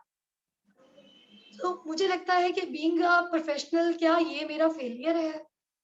कभी-कभी मैं अपने आप से बहुत सवाल करती हूँ कि क्या उसकी वाक़ई एज ज़्यादा हो गई? क्या मेरे लिए अपॉर्चुनिटीज़ इतनी नहीं थी कि मैं उसके बारे में कुछ सोच सकती? मुझे नहीं पता कि क्या है। ये मेरे लिए बिल्कुल एक बड़ी ब्लर सा एक विज़न देती है। मेरे पास इन क्वेश्चन के कोई आंसर्स नहीं होते। और दूसरी बात, जैसे कि लीना ने कहा कि जिस तरह लोग कहते हैं कि दे आर ब्लेस्ड, इनका जो भाई है वो ब्लेस्ड है बिकॉज़ उनके पास जो बहनें हैं, वो बहुत ज़्यादा एम्पैथेटिक हैं। तो नो डाउट मुझे ये लगता है कि बहनें इसलिए भी ज़्यादा एम्पैथेटिक होती हैं बिकॉज़ दे आर फीमेल। वो बहन भी होती है, वो बेटी भी होती है और वो माँ भी बनती है। तो जब मैं माँ बनी हूँ तो मुझे अपनी माँ की जो चीज़ें हैं, जो फीलिंग्स हैं, जो इमोशंस हैं, उनको मैंने बहुत और तरह से एक्सपीरियंस किया। बिकॉज़ जब मेरा भाई खाना नहीं खाता था तो मम्मी यही कहती थी कि नहीं इसको ज़रा पकड़ो, मैं इसको खाना खिला दूँ, इसका पेट नहीं भरा हुआ, इस वज़ह से ये नहीं सोई। बिकॉज़ एट दैट टाइम हमें ये नहीं पता होता था कि ओरल मोटर इश्यूज़ क्या होते हैं, स्लीप इश्यूज़ क्या होते हैं, बच्चे जो ख़ास किस्म का फूड टेक्सचर है वो लाइक नहीं करते, इस वज़ह से बच्चे खाना नहीं खाते। हमें तो पता ही नहीं था इन चीज़ों का। तो अब जब हमें ये पता चला है और जब वो आप ये बात करती हैं तो मैं उनसे यही कहती हूँ कि हाँ अम्मी बच्चे इस तरह, नहीं नहीं तुम्हें नहीं पता, इसका पेट नहीं भरेगा ना ये सोएगा नहीं, क्योंकि अब वो आज भी माँ है। तो जब मेरे अपने बच्चे पैदा हुए और मैंने उन सारी चीज़ों को देखा, समझा, तो मैं यही कहती थी कि माँ के लिए बच्चा तो बच्चा है, बेशक वो 60 साल का हो जाए, 70 साल का हो जाए, जितना भी हो जाए। तो जो ऑटिज्म के सिबलिंग है उनके लिए वाकई जिंदगी आसान नहीं होती। मेरे भाई का भी लोगों ने बहुत मजाक उड़ाया, सबने उड़ाया, फैमिली ने उड़ाया, बहुत से लोगों ने उड़ाया। बहुत से इवेंट्स पे हमें बुलाया भी नहीं जाता था इसी वजह से कि अगर हम जाएंगे तो हमारे साथ वो भी जाएगा, क्योंकि मेरी अम्मा ने कभी उसको घर पर नहीं छोड़ा था। हम कभी भी उसको घर पर नहीं छोड़ते थे, वो हर जगह उसको लेके जाती थी। और यही एक वजह है कि उसके अंदर कोई सोशल एंजाइटी नहीं है, वो लोगों से बहुत प्यार से मिलता है, बहुत प्यार लोगों से मांगता है, और लोग जो उसको प्यार देते हैं उनको और ज्यादा प्यार देता भी है। I still remember the day कि जब मैंने एक स्कूल यहाँ लाहौर में ही है, तो मैंने उनसे डिस्कस किया था कि जी मैंने इसकी टॉयलेटिंग करानी है और इसकी एज 16 ईयर है। तो जो प्रिंसिपल थी उन्होंने मुझे ये कहा था कि सादिया मैं बड़ी हैरान हूँ, क्योंकि आप सब पढ़ी हुई हैं, आपको पता भी है, आपकी बेटी भी है और she is just 3 years old. आप तो अपनी बेटी के साथ बहुत ज्यादती कर रही हैं। तो मतलब आपके भाई की टॉयलेट ट्रेनिंग होगी, आपकी बेटी उसको देखेगी, तो उसके ऊपर क्या असर होगा। और मैं उस टाइम बहुत परेशान हूँ। मेरे पास मैंने उनको सिर्फ एक यही जवाब दिया कि आपको मेरी बेटी की परेशानी नजर आ रही है, आपको मेरी माँ की परेशानी नजर नहीं आ रही जो अनकरीब 60 साल की होने वाली। और उनके दिमाग में एक ही ये सवाल है कि जब मैं नहीं होंगी तो इसका कौन करेगा, क्योंकि खाना भी लोग खिला लेते हैं, देख भी लेते हैं, पॉटी किसी की कोई नहीं धोता। ठीक है। और हमारी जिंदगी के अंदर तो सबसे बड़ा अलमिया ही यही था कि ये क्या है, कब खत्म होगा, कैसे खत्म होगा। तो हर किसी की सफरिंग्स बहुत डिफरेंट होती हैं। ऑटिज्म का हर बच्चा अपने आप को सिर्फ इंडिपेंडेंट नहीं कर सकता। एक और जो प्लस पॉइंट हमारे बहन भाइयों के दरमियान था वो ये था, because at that time gadgets नहीं थे, सोशल मीडिया की ये सब चीजें नहीं थी, फेसबुक नहीं थी, जिंदगी इतनी ज्यादा बिजी नहीं थी, कोई PS4 नहीं थी, कोई गेम्स नहीं थी, तो हमारा टाइम उसके साथ बहुत ज्यादा गुजरा। अब अगर आज मैं उस चीज को कंपेयर करती हूँ तो हमें बच्चों को, पेरेंट्स को उस चीज की तरफ फोर्स करना पड़ता है कि जी आप अपने बाकी बच्चों को इंगेज करवाएं, आप अपने बाकी बच्चों को इनके साथ मिंगल अप करें, आप अपने बाकी बच्चों को कहिए कि अपने बहन भाइयों के साथ प्ले करें। क्योंकि आजकल जिंदगी बहुत ज्यादा डिफरेंट हो गई है, हर बच्चे के पास आईपैड है, हर बच्चे के पास मोबाइल है, टैब है, नहीं है तो टीवी के ऊपर कार्टून्स लगे हुए और वो बच्चे अपनी ही दुनिया में मगन है।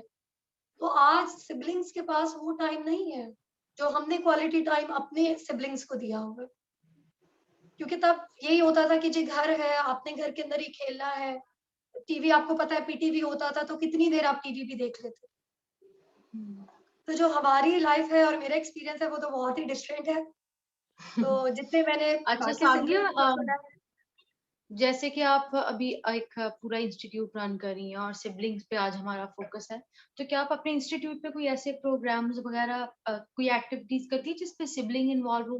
क्योंकि अभी भी, क्योंकि आप लोग जितने भी लोग मेरे सामने हैं जिनसे मैंने अपनी बातचीत की है, यू आर वन ऑफ दो सिबलिंग्स जिन्होंने अपना 100 नहीं 200% दिया है और एक्सेप्ट किया है। लेकिन अभी भी बहुत सी फैमिलीज हैं जिसपे सिबलिंग्स अपने ही सिबलिंग को एक्सेप्ट नहीं करते, इवन अपने रूम्स में नहीं आने देते, और वो एक अलग ही माहौल घर में बना होता है।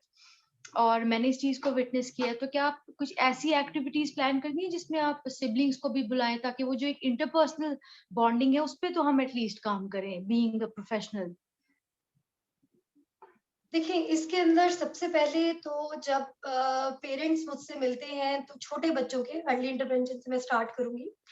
उसके अंदर उनका मुझे एक ही क्वेश्चन होता था, वो मुझे कहते होते थे कि जी मेन स्ट्रीम, आपने भी सुना होगा because you have quite a lot of experience in this field.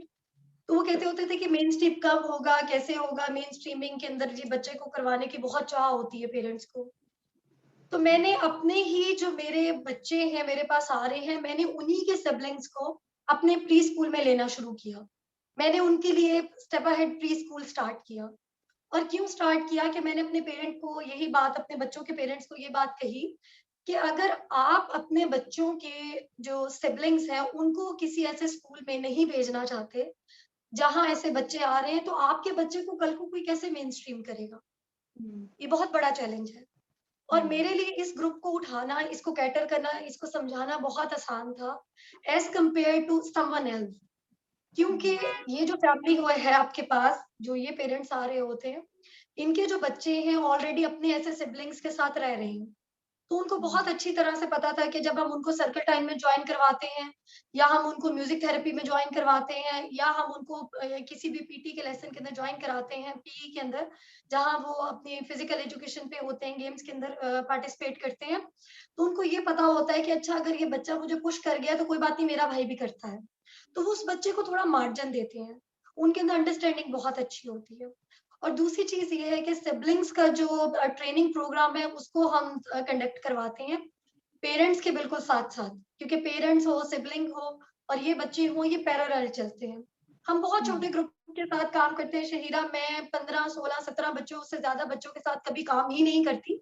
हमारा पहले एक तरह का बैच मूव करता है, उसके बाद जो वेटिंग में बच्चे होते हैं उनको हम तभी लेते हैं जब मेरे पास कोई ना कोई स्लॉट फ्री होती है, अदरवाइज हम न्यू एडमिशन नहीं लेते अनटिल एंड अनलेस कि हमारे ये बच्चे आगे मूव ना हो जाए। सिबलिंग्स की ट्रेनिंग बहुत जरूरी है, क्योंकि ये बच्चे स्कूल से निकलते हैं, सेंटर से निकलते हैं, अल्टीमेटली एक दिन इन्होंने बाहर निकलना है। हर बच्चा मेन स्ट्रीम नहीं हो सकता, हर बच्चा मेन स्ट्रीमिंग करके बीकन हाउस, एलजीएस या दूसरे स्कूल्स में नहीं जा सकता। एक एज होती है जिसके बाद इन बच्चों ने निकलना है, इनकी वोकेशनल ट्रेनिंग शुरू होनी है। अभी रिसेंटली मैंने ग्रीन ग्रोसर्स के नाम से एक प्रोजेक्ट हमने स्टार्ट किया, जिनके अंदर हमारे टीनेजर्स जो बच्चे हैं उनको मैं ट्रेन कर रही हूँ।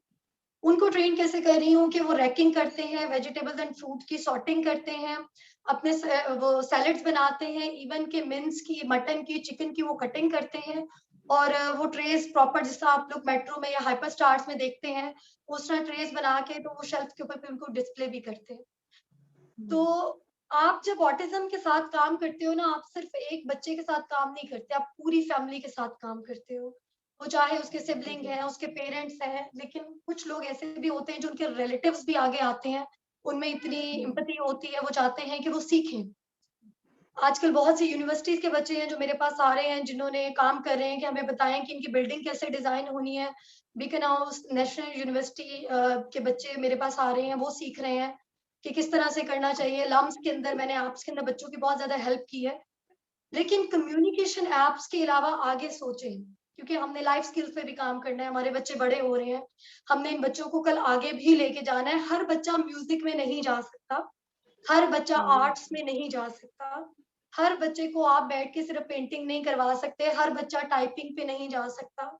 हमें आउट ऑफ द बॉक्स सोचने की बहुत जरूरत है कि हमने किस तरह से करना। मैंने ये 3, 4, 5, 6 देखी थी। जब से इस फील्ड में आई हूँ, 7-8 साल से यही चीजें मैंने सुनने को देखी हैं। आर्ट्स करवा दें जी, इनको आप टाइपिंग करवा दें, इसको आप म्यूजिक में ले जाएं। आपने आज तक कितने बच्चे पाकिस्तान में देखे हैं जो म्यूजिक थेरेपी के अंदर बहुत आगे निकल गए हैं? बिल्कुल म्यूजिक थेरेपी को तो कोई पूछता ही नहीं है। ठीक है। सादिया, मैं खुद इस बात को सेकंड करूंगी कि मेरी भी कुछ अर्सा पहले एक फैमिली से कॉन्वर्सेशन हुई और उनके बच्चे एचएसएन जाते हैं।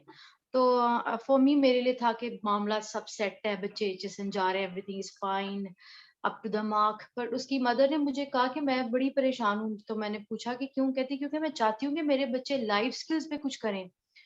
वो सिर्फ गैजेट्स में, किताबों पे है, तो मैं चाहती हूँ वो, मेरे पास टेरेस है, वो प्लांट्स ग्रो करे, उन्हें वेजिटेबल की ग्रोथ का पता हो।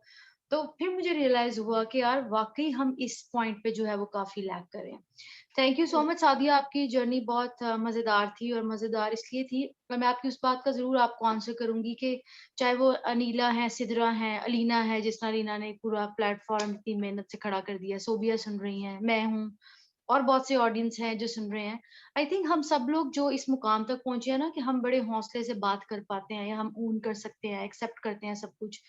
तो वो जो माजी में तोड़ फोड़ हमारे अंदर हुई होती है ना, डिफरेंट एक्सपीरियंसेस की वजह से, वो तोड़ फोड़ हमें यहाँ तक पहुंचाती है। वो जापानीज में ना एक शीशे उनके टूटते हैं तो वो एक बड़े खूबसूरत से वाज बनाते हैं, वो टूटे हुए शीशों के अलावा नहीं बन सकता। सो अगर ये तोड़ फोड़ ना होती तो ये सब ना होता जो आज हो रहा होता है, आज हो रहा है। सो विद दैट नोट, अगर ऑडियंस में कोई भी कुछ बात करना चाहता है तो प्लीज मुख्तसर सी बात कर सकता है। लीना, आप कुछ ऐड कर सकती हैं तो प्लीज ऐड, इसके, वरना मैं फिर इसे रैप अप करूं प्लीज।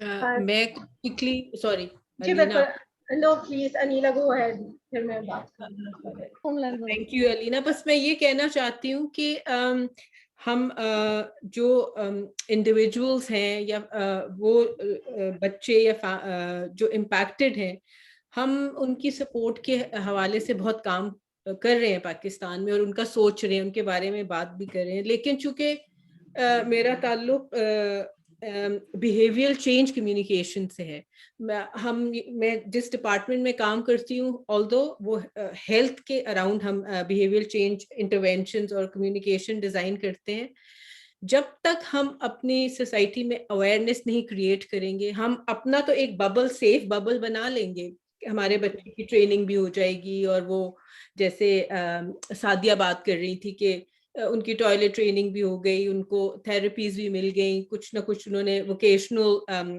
क्वालिफिकेशंस भी ले ली। लेकिन जब तक माशरे में अंडरस्टैंडिंग नहीं होगी, माशरे में से वो क्रूअल और अनहेल्पफुल और हर्टफुल एटीट्यूड्स आते रहेंगे, तो चीजें इतनी आसानी से चेंज नहीं होगी। यहाँ स्कॉटलैंड में या यूके में आप देखें, इन्होंने इतनी अवेयरनेस रेज की है कि अब यहाँ शायद ही बहुत कम लोग होंगे जो अगर एक स्पेशल नीड्स इंडिविजुअल बाहर गया है, शॉपिंग गया है, सिनेमा गया है, डाइन आउट कर रहा है, तो ये नहीं है कि लोग घूर घूर के उसको देखेंगे।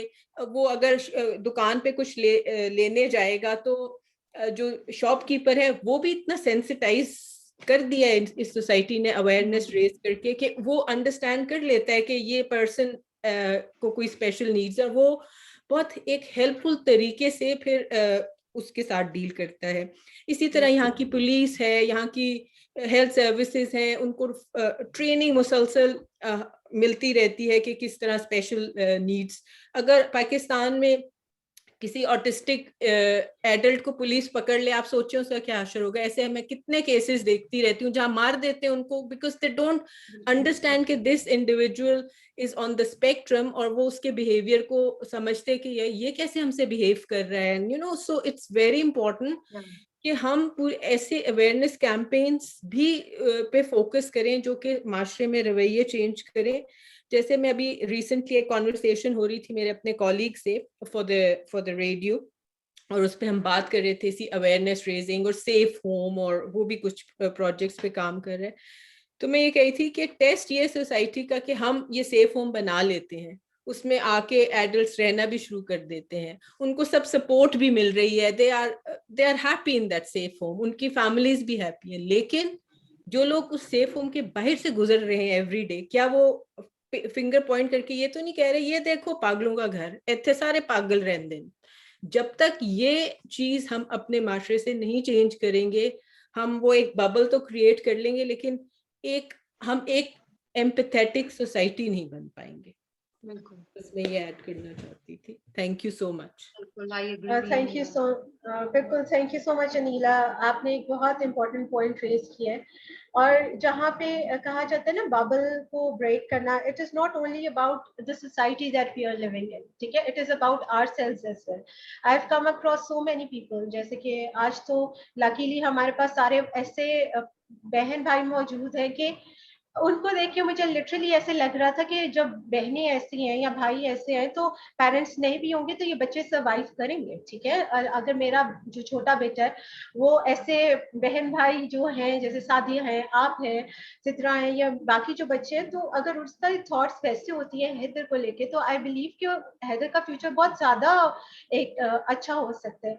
लेकिन हमें ये चीज तो माननी पड़ेगी कि काफी ऐसी फैमिलीज भी हैं जिसमें पेरेंट्स भी आ जाते हैं, जिनमें सिबलिंग्स भी आते हैं, आपकी जो फैमिली मेंबर्स है, दादा दादी, they don't accept that child is still child, ठीक है। एक चाइल्ड पे, न्यूरोटिपिकल चाइल्ड पे फोकस होता है सारा, और जो ऐसे न्यूरो डाइवर्स बच्चे होते हैं उनको कंप्लीटली निग्लेक्ट कर दिया जाता है।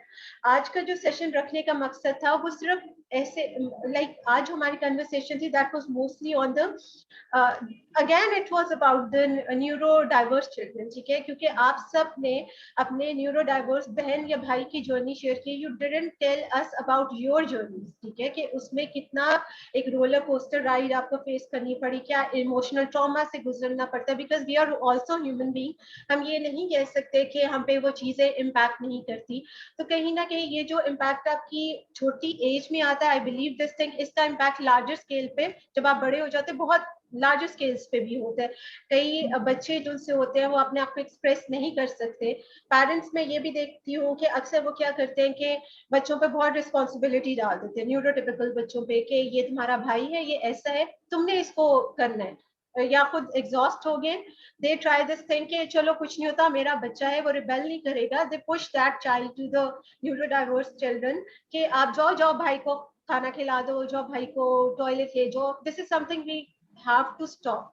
हमें ये समझने की जरूरत है कि हमारे पेरेंट्स को कि ये बच्चे स्टिल बच्चे हैं, they have to live their life, they have to enjoy their childhood as well. I do believe this thing, ठीक है कि हमारे बच्चे अगर एक्सेप्ट नहीं करेंगे अपने न्यूट्रो डाइवोर्स बहन या भाई को, तो सोसाइटी कैसे करेगी। लेकिन मुझे ऐसे लगता है, वो कहते हैं ना, you can not pour from an empty cup, ठीक है ना। तो उसके लिए जब तक आप अपने बच्चों को एक टाइम नहीं देते, उनको एक टॉक टू देम, उनके जो भी इमोशन से वो गुजर रहे हैं, चाहे वो अच्छे इमोशंस है उनके बहन भाई को लेके, चाहे उनके कोई और बैड इमोशंस है, लिसन टू देम। ये बहुत जरूरी है। हमारे पेरेंट्स कहीं ना कहीं उनको लगता है कि अच्छा, अगर मेरा भाई या मेरा बच्चा जो दूसरा है कोई ऐसी बात कर रहा है जो कि नेगेटिव है, तो वो उसको हमेशा पुश डाउन करते हैं। हमें ये नहीं करना, हमें इस चीज को समझने की जरूरत है। Again coming back to the point, it is really important कि पहले हम तो एम्ब्रेस करें। हमारे फादर्स में, हमारे अक्सर बहन भाइयों में अभी भी स्टिल एंडोर्समेंट नहीं है इन बच्चों को लेके। तो हम ये कैसे कह सकते हैं कि यही लोग आगे जाके सोसाइटी को चेंज करेंगे। पहले अपनी फैमिली से इंक्लूजन लेके आए, then introduce inclusion in the society. और अगेन अगर हम ये बात करते हैं अवेयरनेस की, तो नीला बात को ही आ जाती है, अवेयरनेस तो शायद है जो आज से 4 साल पहले नहीं थी, अब बहुत ज्यादा है। एक्सेप्टेंस क्यों नहीं आ रही?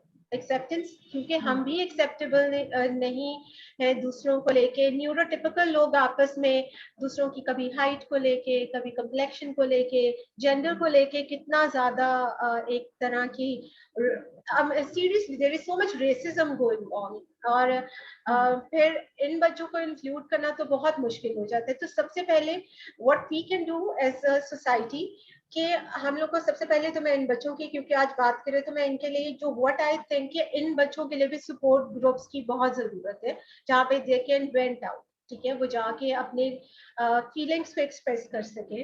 पेरेंट्स को एक्सेप्ट करने की जरूरत है कि हमारे न्यूरो डाइवर्स बच्चों के तो चैलेंजेस हैं, न्यूरोटिपिकल के बहुत ज्यादा है।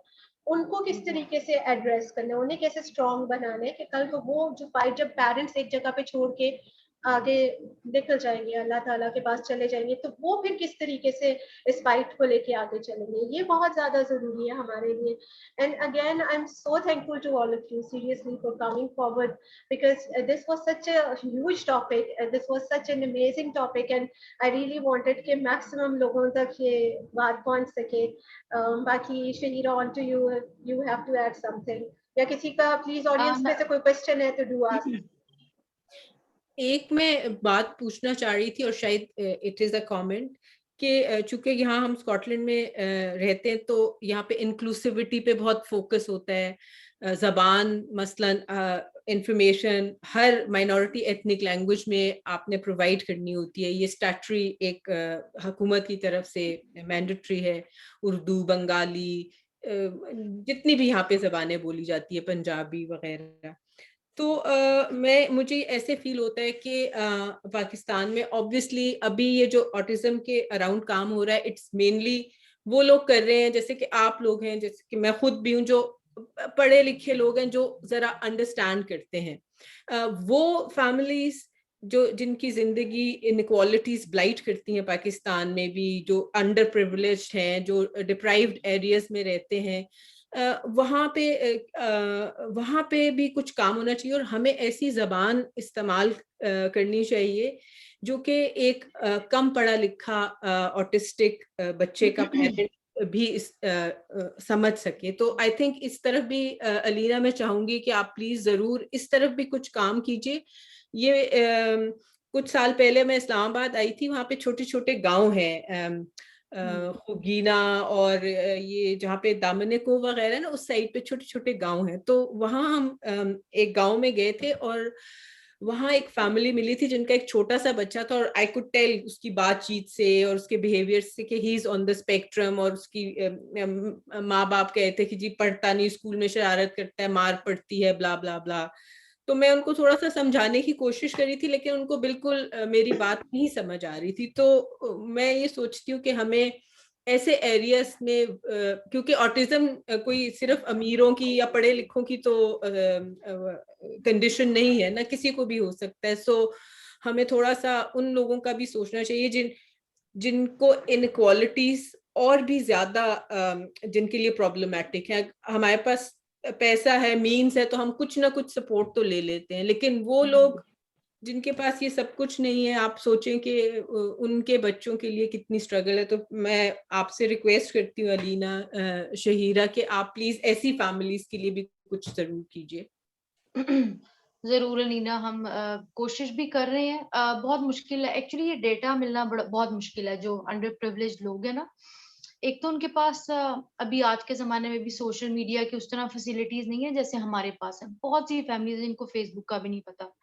तो मैं और अलीना और हमारा जो पूरी टीम है, हम इस बारे में अक्सर सोचते हैं और हम कोशिश भी बहुत कर रहे हैं कि हम इन लोगों को अप्रोच कर सकें और इनके लिए कुछ ना कुछ तो जरूर कर सकते हैं जो वो अपने महदूद वसाइल के अंदर रह के उसका ज्यादा से ज्यादा फायदा उठा सके। तो हम जरूर इस पे काम और करेंगे मैं इंशाल्लाह। आपको ये भी यहाँ पे जाते जाते कहती जाऊं कि चूंकि मेरे पास रेडियो की एक्सेस है, और रेडियो आपको पता है रिमोट एरियाज में जाता है।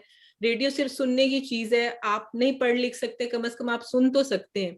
तो आप अगर रेडियो पे कोई ऐसा प्रोग्राम स्टार्ट करना चाहें जिससे कि आप उन लोगों तक पहुंच सकें जो ये छोटे छोटे रिमोट एरियाज में रहते हैं, छोटे छोटे कस्बों में रहते हैं, इतने लिटरेट नहीं है, बहुत आसान सी जबान में उनके साथ आप कोई अवेयरनेस रेस कर सके, तो हम आपको इस प्लेटफॉर्म पे वेलकम करेंगे, and we can design some kind of intervention. Definitely अगर वीक में अगर आप एक घंटा भी कुछ ऐसा कर लेते हो जहाँ पे आप, जिससे बहुत सारे अच्छे प्रोफेशनल्स हैं जो कि आप इंफॉर्मेशन दे सकते हैं, तो आई एम डेफिनेटली श्योर कि ऐसे पेरेंट्स जिनको ये आइडिया भी नहीं है कि ऑटिज्म क्या है या डिफरेंट न्यूरो डाइवर्स बच्चे आजकल दुनिया में क्या कर रहे हैं, और जो सक्सेस स्टोरी होती है ना, ये दिखाना बहुत जरूरी होती है। I still remember a time when I talk to a therapist and I was like, मैंने कहा कि कभी, I know there are so many darker areas जो कि आप अगले को बता देते हैं, वो डॉक्टर की तरह ना कि ये बीमारी हो गई है और ऐसे, लेकिन अगर आप पॉजिटिविटी दिखाएंगे ना इंसान को, तो उसके लिए स्ट्रगल बहुत करना आसान हो जाता है, बजाय इसके कि वो उस चीज के तरफ जाता जाए, होप को खत्म करके वो नहीं काम कर सकता। तो डेफिनेटली अगर हम ऐसा कुछ भी आपके साथ कर सके, या मेरे ख्याल से इधर प्लेटफॉर्म में जो भी सुन रहे हैं, if they have anything at all, we always say this thing, कोई टॉपिक, कोई सिचुएशन, कोई इवन कोई नेगेटिव साइड भी है, come to us, we will try to help you guys out. और हम तो पूरी कोशिश कर रहे हैं कि अपने एंड पे रहते हुए जितना हो सके अवेयरनेस क्रिएट करें, अवेयरनेस नहीं, एक्सेप्टेंस जो जनरेट करना, it's very important. Thank you so much Alina. Sadia, would you like to add something? नहीं जी, बिल्कुल, थैंक यू सो मच कि आप लोगों ने बड़ा ये ज़रूरत थी इस टॉपिक की कि आप लोग उसको लेके आए हैं, और बहुत से हमारे जो लोग हैं वो भी सुन रहे हैं, और कुछ सुन रहे हैं, कुछ बाद में सुनेंगे। तो that's so thoughtful of you कि आपने ये सोचा कि ये वाला टॉपिक लेके आना चाहिए, क्योंकि अगर आप देखें तो इस तरह से कोई भी अभी तक इन टॉपिक्स के ऊपर बात ही नहीं करता।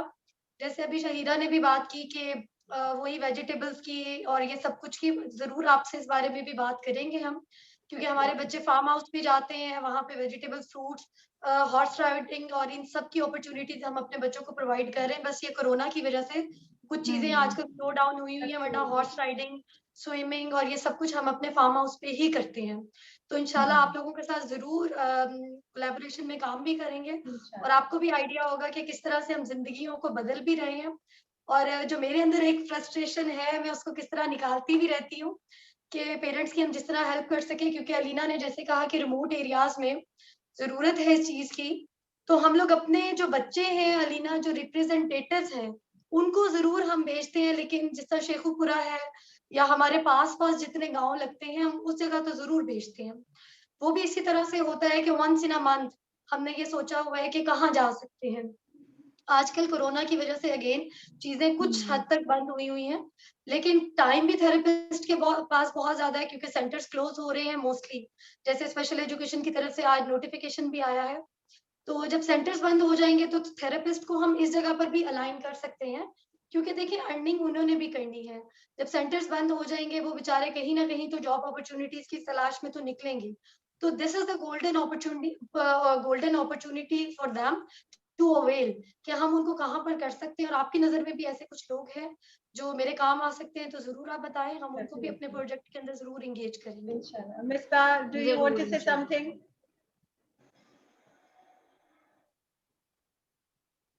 नहीं, मैं कुछ कहना तो नहीं चाहूंगी, लेकिन मैं ये कहूंगी कि इन बच्चों को स्पेशल नीड नहीं समझना नहीं चाहिए, बिकॉज शी इज नॉट, ये जाके दूसरों के सामने अपने कहेंगे कि we are special child but we live are typical developed child. Definitely जब आप जैसे बहन भाई हो तो I'm definitely sure के बहुत ज्यादा चीजों को आप चेंज कर सकते हो। आपके स्पिरिट्स अभी से इतने स्पिरिट्स आपके यहाँ हैं, तो I'm sure के फ्यूचर में और भी ज्यादा और भी बच्चों के लिए बहुत कुछ करोगे। Thank you so much. Inshallah.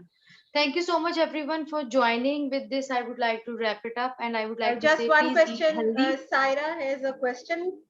I guess she said, can you kindly answer? Can you please tell how we can deal with their repetitive behaviors like tapping of hand or anything else? Sadia, would you like to answer? अच्छा, इसके अंदर तो normally मैंने अलीना जो अब तक की practice में देखा है, लोग यही जिस तरह हमने पढ़ा भी है और रेकमेंड भी यही किया जाता है कि रेपिटेटिव जो बिहेवियर्स होते हैं इसके अंदर कुछ ना कुछ ऑल्टरनेटिव बिहेवियर आप बच्चे को देते हैं। अब मेरा एक बच्चा है जो पेंसिल टैपिंग बहुत ज्यादा करता था, अ ईयर बैक बहुत ज्यादा थी। कई बच्चे for the sake of attention seeking करते हैं कि जी उनको अटेंशन मिल जाए और तब तक उस पेंसिल को टैप करते रहते हैं जब तक आप आते नहीं है या उनसे पेंसिल नहीं ले लेते हैं या कुछ करते नहीं है। अभी इसका जो ऑल्टरनेटिव होता है ये होता है कि या तो आप जिस तरह आटे की भी हम लोग गुंदे हुए आटे की थोड़ी लंबी सी स्टिक्स बना के उनको देते हैं। पेंसिल अमूमन जल्दी टूटती नहीं है, लेकिन जब आप गुंदे हुए आटे की वो एक लंबी सी बना के पतली सी बच्चे को देते हैं और वो उसको टैप करता है तो वो टूट भी जाती है। तो बच्चे को एक मीनिंगफुल मैसेज भी कन्वे हो जाता है कि जी ये टूट भी रही है और कितनी देर तक वो आवाज क्रिएट कर रही है। अब कई लोग कहते हैं कि इसको ऑल्टरनेटिव आप उसको ड्रम बीटिंग का कर दें। आप कितने बच्चों को जाइलोफोन या ड्रम बीटिंग का या इन चीजों का करवा सकते हैं। This is again trial and error कि किस बच्चे के ऊपर क्या चीज सूट करती है। अब जिस बच्चे की मैं बात कर रही हूँ उनको हमने हैंड मिंसर उसकी तरफ लगाया है मैंने, कि वो जो कीमा हाथ से बनाते हैं उसकी तरफ मैंने उसकी अटेंशन को डाइवर्ट किया था, because he is 16 years old। तो मुझे उसको कोई ऐसा बिहेवियर देना था जो मजीद मीनिंगफुल भी हो और उसकी आने वाली जिंदगी के अंदर काम भी आ सके। तो ग्रीन ग्रोसर के ऊपर वो बच्चा हमारा मिंसर मशीन से नहीं करता, लेकिन हैंड से वो मिंस बनाता है और फिर हम उससे ट्रेस वगैरह लगवाते हैं और काफी हद तक उसका ये बिहेवियर जो है वो इम्प्रूव हुआ है। हर बच्चा पेंसिल के ऊपर नहीं होता ना, क्योंकि हर बच्चा राइटिंग के लिए नहीं होता। अब ये जिस बच्चे की बात करिए तो उसकी एज पता होना बहुत जरूरी है कि वो किस एज में है, तो उसके अकॉर्डिंगली ही फिर कुछ ना कुछ सजेस्ट किया जा सकता है। Thank you so much, Sadia. Thank you so much, Sadia. Thank you for all the participants for joining. I would like to end on a note ke please think positive, eat healthy. Ramzan hai, but eat healthy. And during this pandemic, try to be negative. Make sure कि हर कोई mask पहने और please mask पहने. We have no capacity to survive any other wave of COVID. So I wish you all to be safe and thank you so much. She is 8 years old. तो उनके अंदर देखिए आप उसको makeup brushes से काफी एक प्रोडक्टिव काम सिखा सकती हैं, क्योंकि जो पेंसिल को अगर वो टैप कर रही है, आपने ये भी मेंशन नहीं किया कि पेंसिल को कर रही है, ये टैपिंग बिहेवियर किस चीज से, हाथ से करती है, किससे करती है। क्योंकि हमारे पास एक आईडी के साथ बच्ची आई थी, उसको हमने मेकअप के लिए किया and that was the very first one in Pakistan भी, के बच्चों को हमने अपनी कॉलर के अंदर एंगेज किया था। हैंड टैपिंग का आ रहा है इनका, क्योंकि वो जब पेंसिल के साथ करती थी तो हमने उनको मेकअप ब्रशेस के साथ सिखाया था कि उन्होंने अपना ही मेकअप किस तरह करना है और उनकी अटेंशन को इस तरफ डाइवर्ट किया था। तो जब आप हैंड टैपिंग का कर रही हैं तो आप उनको, जिसको हम तबला भी कहते हैं, ड्रम और तबला में थोड़ा सा डिफरेंस होता है, तो वो जरूर आप उनके साथ करवा सकती है। अगर वो नहीं आपके साथ तो इवन के जो परात होती है हमारी स्टील की, उसको उल्टा करके या प्लेट्स को उल्टा करके उसके ऊपर टैपिंग करा के उसकी नीड पूरी करवा सकती हैं। या आटा गुंदवाने का जरूर उससे करें कि वो बच्ची जैसे आटा गूंदेगी और अपनी मोटर स्किल्स को भी यूज करेगी और अपने हैंड्स को भी बिजी रखेगी, वो भी बहुत एक अच्छा ऑल्टरनेटिव उनके लिए हो सकता है। Thank you so much, Sadia, and thank you everybody for joining today. Thank you so much. We will see you some other day, inshallah. Thank you so much. Thank you. Hafiz. Nice meeting Allah you. Hafiz. Khudafis. See you Khudafis. Allah Hafiz, take everyone. care. Allah Hafiz. Allah Hafiz.